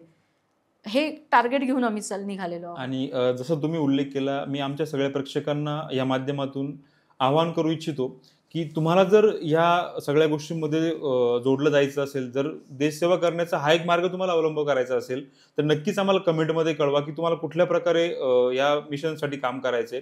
तुमचा नंबर आम्हाला कळवा. आमच्याकडनं तुम्हाला फोन येईल, दीदींकडनं तुम्हाला फोन येईल आणि नक्कीच आपण हा प्रवास पुढे कंटिन्यू करू शकतो. म्हणजे फक्त जवान रिलेटेडच असं नाही, आपल्याला देशसेवा करायची असेल जसे आपण वेगवेगळ्या पद्धतीने करू शकतो. जिथे कुठे माझी मदत लागत असेल किंवा असं वाटत असेल की मला बोलवल्यानंतर काही होऊ शकतं, कारण मी तर अत्यंत छोटासा सिपाई आहे, अतिशय छोटा. म्हणजे मी म्हटलं ना की स्वतःला धुळीचा कण जेव्हा आपण समजू तेव्हाच आपण कुठेतरी काहीतरी करू शकू. कुठेही असं वाटत असेल जरूर मी येईन. भाईंना कळवा किंवा माझा नंबर घ्या, मी त्या ठिकाणी हजर असेल. नक्कीच. दीदी, मला एक पुढे प्रश्न असा विचारायचा आहे की आज 21व्या शतकात, मी पुन्हा पुन्हा अधोरेखित करतो 21व्या शतकात हा शब्द, कारण आत्ता पैसा खूप स्वस्त झालाय हो. आणि वेळ महाग झाली. हम्म. कारण मला राखी घेऊन तिथपर्यंत पोहोचायला किंवा तुमच्यापर्यंत पोहोचायला किंवा जवानांपर्यंत जायला वेळ नाही, परंतु माझ्या आणखी भरपूर भरमसाठ पैसा आहे आणि मी तुम्हाला तो पैसा पाठवून तुम्हाला सांगू शकतो की तुम्ही हे करा. परंतु जिथे वेळ खूप महाग झालाय असं असताना तुम्ही एक स्कूल चालवताय आणि हे सगळं करताना मग त्या स्कूलला वेळ देणं आणि ह्या सगळ्या गोष्टी करणं, हा वेळ कसा मॅनेज करता? कम्प्लिटली मॅनेज होतो. म्हणजे आपण म्हणतो ना की जहाँ चाह है वहाँ राह है, तो राह मिल जाती है. एक एक महिन्या आधीपासूनच सगळ्या टीचर्सला माझं सगळं लाईनअप असतं. मी आज इथे जरी बसलेले असले तरी मला माहिती आहे की मी माझ्या टीचर्सला त्या लेवलचं बनवलेलं आहे, कारण त्याच्यातली एक टीचर माझ्यासोबत येऊन गेलेली आहे. त्यामुळे तिला ते पहिल्यांदा मी दाखवलं माझ्या ॲडमिनला की बाबा मी हे काम करते. त्यामुळे तिला ते लक्षात आलं की हे काम किती इम्पॉर्टंट आहे. त्यानंतर तिचा जो मला प्रतिसाद मिळालेला आहे तो असा असतो की 1 महिना आधी आम्ही पूर्ण शाळेचं लाईनअप करतो. कुठले डेज येणार आहेत, आपल्याला काय पद्धतीने करायचं आहे, ते लाईनअप आमचं होतं.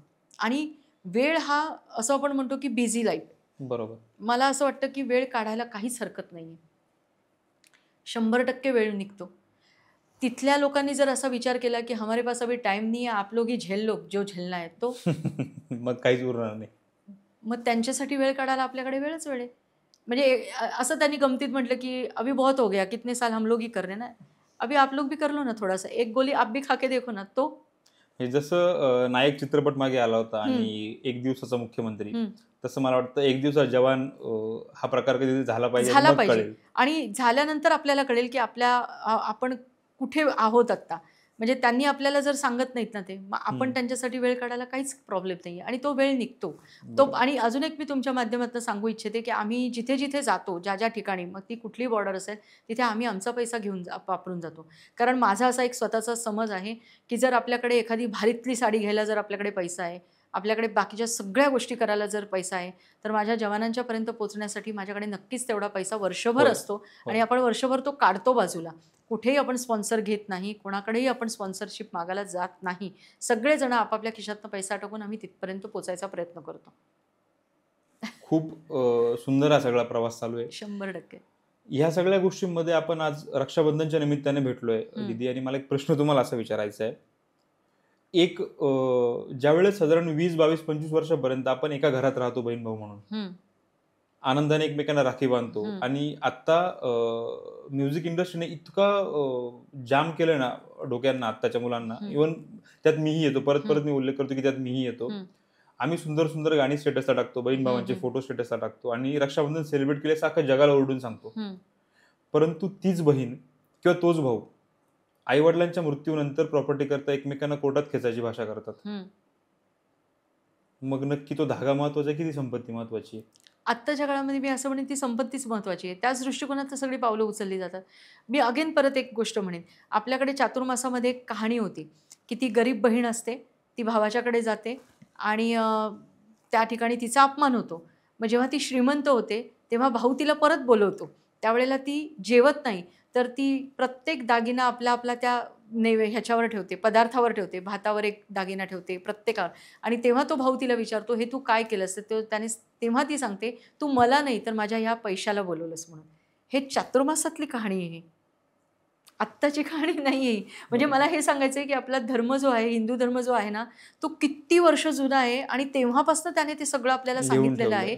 फक्त दुर्दैव हे आहे की हे आत्ता कलियुग आहे, ते आपण आत्ता अनुभवतोय.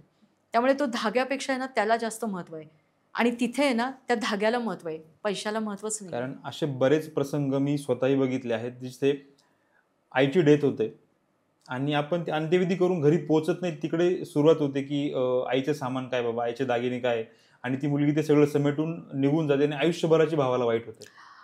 मी अजून एक तुम्हाला सांगेन की आता तर मरणही इतकं स्वस्त करून टाकलेलं आहे ना की त्याचेही पॅकेज निघालेले आहेत की तुमच्याकडे एखादी व्यक्ती मेली तर तुम्ही आम्हाला सांगा फक्त ते पॅकेज कसं असणार आहे ते.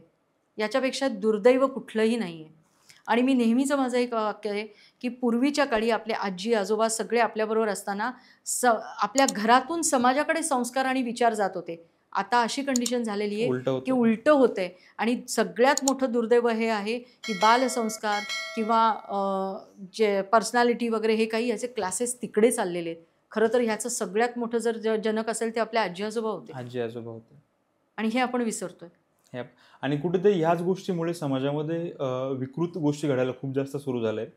कारण जिथे विभक्त कुटुंब पद्धती आली, विभक्त कुटुंब एकत्र कुटुंब पद्धती आहे. पद्धती आलेलीच नाहीये, अजिबात राहिलीच नाही. म्हणजे इनफॅक्ट आजी आजोबा फक्त आता आजी आजोबा पण रीलमध्ये येतात, हो, छान वाटतात त्यांना, ते तेवढंच पुरतं ते असतं. तेवढंच होत असतात. म्हणजे प्रेम आहे ना आता 2 मिनिट्स मॅगीसारखं इन्स्टंट झालेलं आहे. हो, जमाना इन्स्टंट आहे. कोणाला आता उपमा कट करून ते सगळं म्हणजे उपम्यासाठी तयारी कट करून वगैरे त्याची करायची गरज वाटत नाही.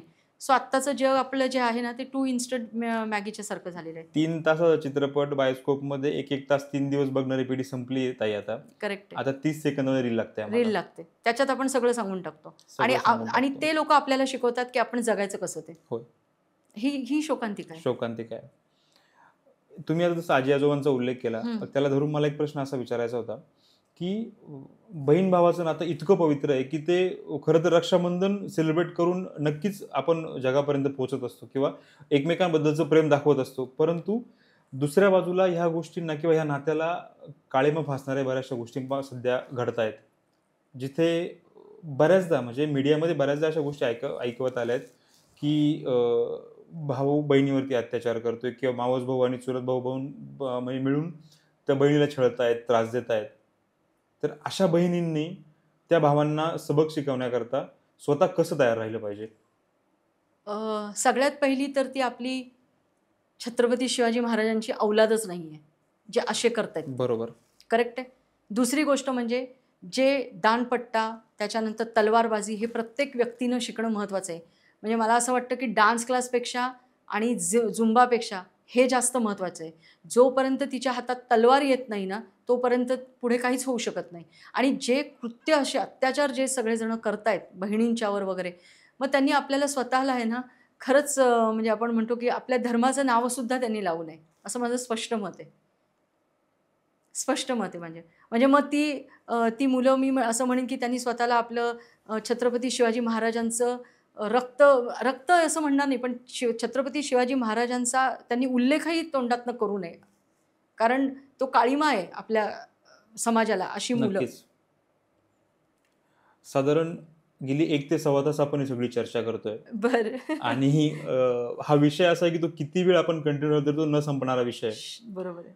मला सरते शेवटी तुम्हाला एक छोटासा परंतु एक निगेटिव्ह बाजू बघणारा प्रश्न विचारायचा आहे.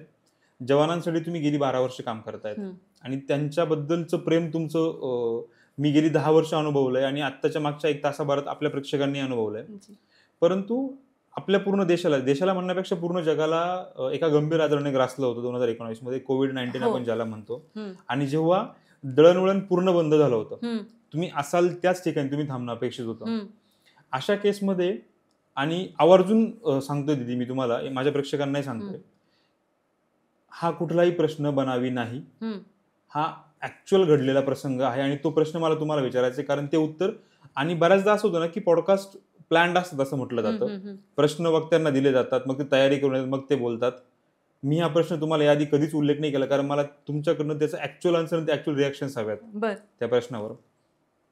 कोविड-19 मध्ये जेव्हा सगळं जग थांबलं होतं, दळणवळण थांबलं होतं आणि त्या केसमध्ये एक भारतीय जवान जो भारत मातेचं रक्षण करण्याकरता सीमेवरती असतो आणि भारत माता म्हणून तिथे माता म्हणतो, भारत माता हा शब्द वापरतो आणि रक्षणाकरता सीमेवर जातो. कोविडमध्ये त्याच जवानाची आई एका सिटीमधून दुसऱ्या सिटीमध्ये ट्रॅव्हल नाही करू शकत कारण कोविडचे नॉर्म्स होते. परंतु कसं बसं त्या आईला जर दुसऱ्या सिटीपासून त्याच्या घरापर्यंत पोहोचवलं जात असेल आणि त्या जवानाची बायको जर त्या आईला घरात घ्यायला नकार देत असेल की माझ्या घरात 2 मुलं आहेत आणि त्या तुम्हाला समजा जर कोविड इन्फेक्टेड तुम्ही असाल आणि माझ्या मुलांना काय झालं तर मी काय करू. आणि अशा केसमध्ये जेव्हा निदानच झालेलं नाही की त्यांना ते इन्फेक्टेड आहेत की नाहीये, आपण म्हणजे त्या जवानाची बायको आईला घरात घेत नाही आणि ती आई ओल्या डोळ्यांनी आणि आरळ्या पावलांनी परत माघारी फिरते आणि परत ती त्या घरापर्यंत पोहोचतच नाहीये. मग त्या जवानाला मी भारत मातेचं रक्षण करतो असं म्हणण्याचा अधिकार आहे का? तिथे जवानाची कुठे चूक आहे असं मी म्हणेन. चूक तर बायकोची आहे ना त्याच्या. बायकोला हँडल कोण करतंय किंवा बायकोचं आणि जवानाचं बोलणं होत नाही. जेव्हा युद्धजन्य परिस्थिती असते तेव्हा 100% मान्य की बोलणं होत नाहीये. परंतु हा जवान सुट्टीवर आहे, म्हणजे मी थोडासा प्रसंग तुम्हाला सांगायला काही चुकलो असेल हं. किंवा पूर्ण माहिती दिली नसेल. जवान सुट्टीवर आहे, त्यांचं डेली बोलणं होतंय, तो ऑफ ऑफ ड्युटी आहे. ह्या सगळ्या केसमध्ये फक्त माझ्या घरात 2 माझी लहान मुलं आणि म्हणून तुझी आई घरात नाही आली पाहिजे. चुकतंय कुठेतरी मग ते. मग मला प्रश्न तोच विचारायचा आहे, की जो भारतीय जवान भारत माता म्हणतो, तो खरंच त्या भारत मातेचं रक्षण करण्याच्या लायकीचा आहे का? आणि मी स्पष्ट लायकी हा शब्द वापरतोय. मी तेच म्हणणार होते, लायकी हा शब्द वापरू नका. थोडासा मी असा विचार करीन, त्याने त्याच्या मुलांचा विचार केला, पण त्याबरोबर त्याने त्याच्या आईचा विचार करणं अत्यंत गरजेचं होतं. जर तू भारत मातेचं जर रक्षण जर करतोयस, तर त्याच ती आई सुद्धा जर तुझी आईच आहे. मी तुम्हाला परत थांबवतो इकडे. जर समजा त्या आईने 25-30 वर्षापूर्वी जर स्वतःचा आणि स्वतःच्या कुटुंबाचा म्हणजे स्वतःचा विचार केला असता, हा जवान जवान होऊ शकला असता का? 100% नसता होऊ शकला. त्याचं चुकतंय 100% कुठेतरी, आणि चुकलेलं आहे असं मी म्हणेन. मग अशा जवानांना तुम्हाला काही सांगायचं काय माध्यमातून? कारण हे एक प्रसंग आपण इथे फक्त चर्चा करतोय आणि ह्या कोटींच्या जनसमुदायामध्ये असा एक प्रसंग नक्कीच नसेल. असे हजार गोष्टी असतील ज्या कधी रिपोर्टच होती किंवा कधी समोरच येत नाहीये. प्रत्येक वेळी आपण असं म्हणतो की सगळं चांगलं चांगलं चांगलं चांगलंच चालू आहे. प्रत्येक वेळी चांगलं नाही चालत. त्यावेळेला मी असं म्हणेन, की तुमचं जर पहिलं ब्रीदवाक्यच आहे की देशाचं रक्षण करणं, मग त्या देशाच्या रक्षणामध्ये तुमची आई, तुमची बहीण सगळेच जण येतात. मग तुमची ड्युटी काय आहे? त्यांचं रक्षण आधी करणं आहे. जर तुम्ही भारत मातेचं करताय, तर तुम्ही त्यांचं रक्षण करणंही आधी आहे. त्यामुळे समस्त जवानांना मी एवढंच सांगेन, की असा संकुचित विचार करू नका रे. कारण काय आहे माहिती आहे का, तुमच्या त्या संकुचित विचाराने ना बाकीचे सगळे जवानसुद्धा त्या ठिकाणी त्यांच्यावर सुद्धा एक प्रकारचं वेगळं टॅग लागला जातो. जर ड्युटी पहिलं काय कर्तव्य आहे, की दुसऱ्याची रक्षा करणं हे माझं पहिलं कर्तव्य आहे. मग त्यावेळेला तुम्ही तुमचा तो संकुचित विचार बाजूला ठेवा ना. तुमच्या घराचं रक्षण तसंही तुम्ही करणार आहात. कुठलाही जवान आहे ना, विदाऊट कुठली सिक्युरिटी घेतल्याशिवाय कधीच बाहेर पडत नाही. तो बरोबर. त्यांचं बॅकअप प्लॅन तयार ठेवून मगच बाहेर पडतो. मग हे सगळं करण्याची काही गरजच नाहीये. जो किऑस म्हणतो आपण, तो करायची गरजच नाहीये. तुम्ही तुमचं मन थोडं मोठं दाखवा ना. जर तुम्ही तिथे रक्षण करताना एखादा धारातीर्थी पडला, तर तुम्ही त्यावेळेला कसं करता? मग जर तुमची आई तुमच्या दरवाजात आली, तुमची बहीण आली, तुमची शेजारीण आली, तर थोडंसं जरा पुढे जाऊन त्या ठिकाणी त्यांना वेलकम करणं हे तुमचं काम आहे. तुमची विचारशक्ती तेवढी वाढवा ना. कारण आपण असं म्हणतो ना, की जवान हा विचारांच्या पलीकडचा आहे. मग तो विचारांच्या पलीकडचा तो तुम्हाला तिथे दाखवणं गरजेचंच आहे. 100% दाखवणं गरजेचं आहे त्या ठिकाणी. परंतु दीदी मी ते असं म्हणेल की आई ही आईच असते आणि पिक्टोग्राम चावडीच्या माध्यमातून मला तमाम त्या सर्व मातांना मनपूर्वक सलाम करायचा आहे की असे प्रसंग घडल्यानंतर सुद्धा ती आई आजपर्यंत बरं शब्द त्या मुलाच्या बाबतीत त्या आईने कधी काढलं नसेल. कारण ती आईच आहे. फक्त त्या मुलाला ही लाज वाटली पाहिजे, की ज्या भारत मातेचं तो रक्षण करतोय, त्याने त्याच्या आईचं रक्षण केलं नाही. मग त्या 9 महिने ज्या वेळेला तिने सांभाळलं, त्यावेळेला जर तिने विचार केला असता, नको बाबा, तर मग त्यावेळेला फक्त एकच आहे. एक आपण म्हणतो ना, एक सॉरी किंवा एक क्षमा मागून सुद्धा बऱ्याच गोष्टी उलगडल्या जातात, किंवा बाबा त्या ठिकाणी तिच्या पायावर डोकं ठेवून सुद्धा बऱ्याच गोष्टी चुकलो म्हटल्यानंतर आईचं काळीच तेवढं मोठं असतं. ती लगेच सगळं माफ करते आणि सगळं विसरून जाते. पण त्यावेळेला आणि स्पेशली जर तो जवान असेल, तर त्याने तर हे 100% करणं गरजेचं आहे. कारण आम्ही जेव्हा जातो त्यावेळेला आम्हाला जी ट्रीटमेंट मिळते ती अशीच आई या नजरेतनंच मिळते. मग जर तुम्ही आम्हाला आई मानता आणि आमचं आवभगत करताना, मग घरात सख्खी माऊली असताना जिने जन्म दिलाय तिचं आवभगत करणं हे अत्यंत गरजेचं आहे. तिथे जर चुकत असाल तर ती चूक सुधारणं हे गरजेचं आहे. तसं जर असं जाणवलं तर मी त्यावेळेला त्या ठिकाणी जाऊन सुद्धा बोलायला तयार, कमी नाही करणार. मला असं वाटतं की आमच्या प्रेक्षकांना ह्या एका प्रश्नातून, आपण जरी रक्षाबंधनच्या निमित्ताने भेटलो असेल, परंतु खूप महत्त्वाचा संदेश मी प्रेक्षकांपर्यंत पोहोचवला असं मला वाटतं. आणि दीदी, गेल्या 1.5 तासामध्ये आपण बऱ्याचदा सोशल मीडियाबद्दल बोललो, पण त्याच सोशल मीडियाचे आणि या सगळ्या गोष्टींचे किंवा विजयकुमार कदम दादांनी हा जो ग्रुप सुरू केला होता इन्फोटेनमेंट, तर मला खरं तर त्यांचे मनपूर्वक आभार मानायचे की ह्याच ग्रुपमुळे मला पुन्हा आज एक माझी नवीन बहीण भेटली, अश्विनीताई राणे, आणि 9 वर्ष जे फक्त फोनवर आपण बोलत होतो ते आज पहिल्यांदा प्रत्यक्ष भेटतोय. खूप जास्त आनंद होतोय मला तुम्हाला भेटून. माझ्या सगळ्या प्रेक्षकांना पुन्हा एकदा मला हेच सांगायला आवडेल मित्रांनो, की रक्षाबंधन जरूर सेलिब्रेट करा, परंतु ते त्या फोटोपुरतं नसावं. ते बहीण भावाचं नातं कसं दृढ करता येईल आणि कसं त्यातून अजून पुढे जाऊन तुमच्या आजूबाजूला वावरणारी प्रत्येक मुलगी तुमची बहीण आहे या नजरेने बघून तिला कसं संरक्षण देता येईल याचा विचार करा. अश्विनीताई, तुम्ही आमच्या व्यासपीठावरती आलात, आमच्या सगळ्या प्रेक्षकांसोबत हा जो वेळ घालवला आणि ही जी माहिती दिली त्याबद्दल खरंच तुमचे मनपूर्वक आभार. आणि आता आपण हा एपिसोड मला वाटतं इथे थांबूया, परंतु हा एपिसोड इथे थांबतोय, हे विचार इथे थांबणार नाहीयेत. आपण लवकरच परत भेटूया पुढच्या एपिसोडमध्ये, जेव्हा जिथे याच सगळ्या विषयांना घेऊन मला पुन्हा तुमच्याशी खूप साऱ्या चर्चा करायच्या आहे. 100% तुर्तास थांबूया. आणि 2 लाईन धन्यवाद. एवढंच म्हणेन मी, हर करम अपना करेंगे ए वतन तेरे लिए, दिल दिया है जान भी देंगे ए वतन तेरे लिए. आज जे काही तुमच्या पिक्टोग्राममध्ये मी बोलले असेल ते श्रीरामाच्या चरणी अर्पण करते. आणि असेच खूप खूप मोठे व्हा भाई तुम्ही, चावडीवर असे माझ्यापेक्षा खूप मोठे मोठी लोक येऊ देत आणि अनुभवांपलीकडचा प्रवास हा सगळ्यांना उलगडून दाखवू दे, जेणेकरून एक सशक्त समाज घडेल. एवढंच बोलते आणि जय हिंद, जय मा भारती. जय हिंद. धन्यवाद.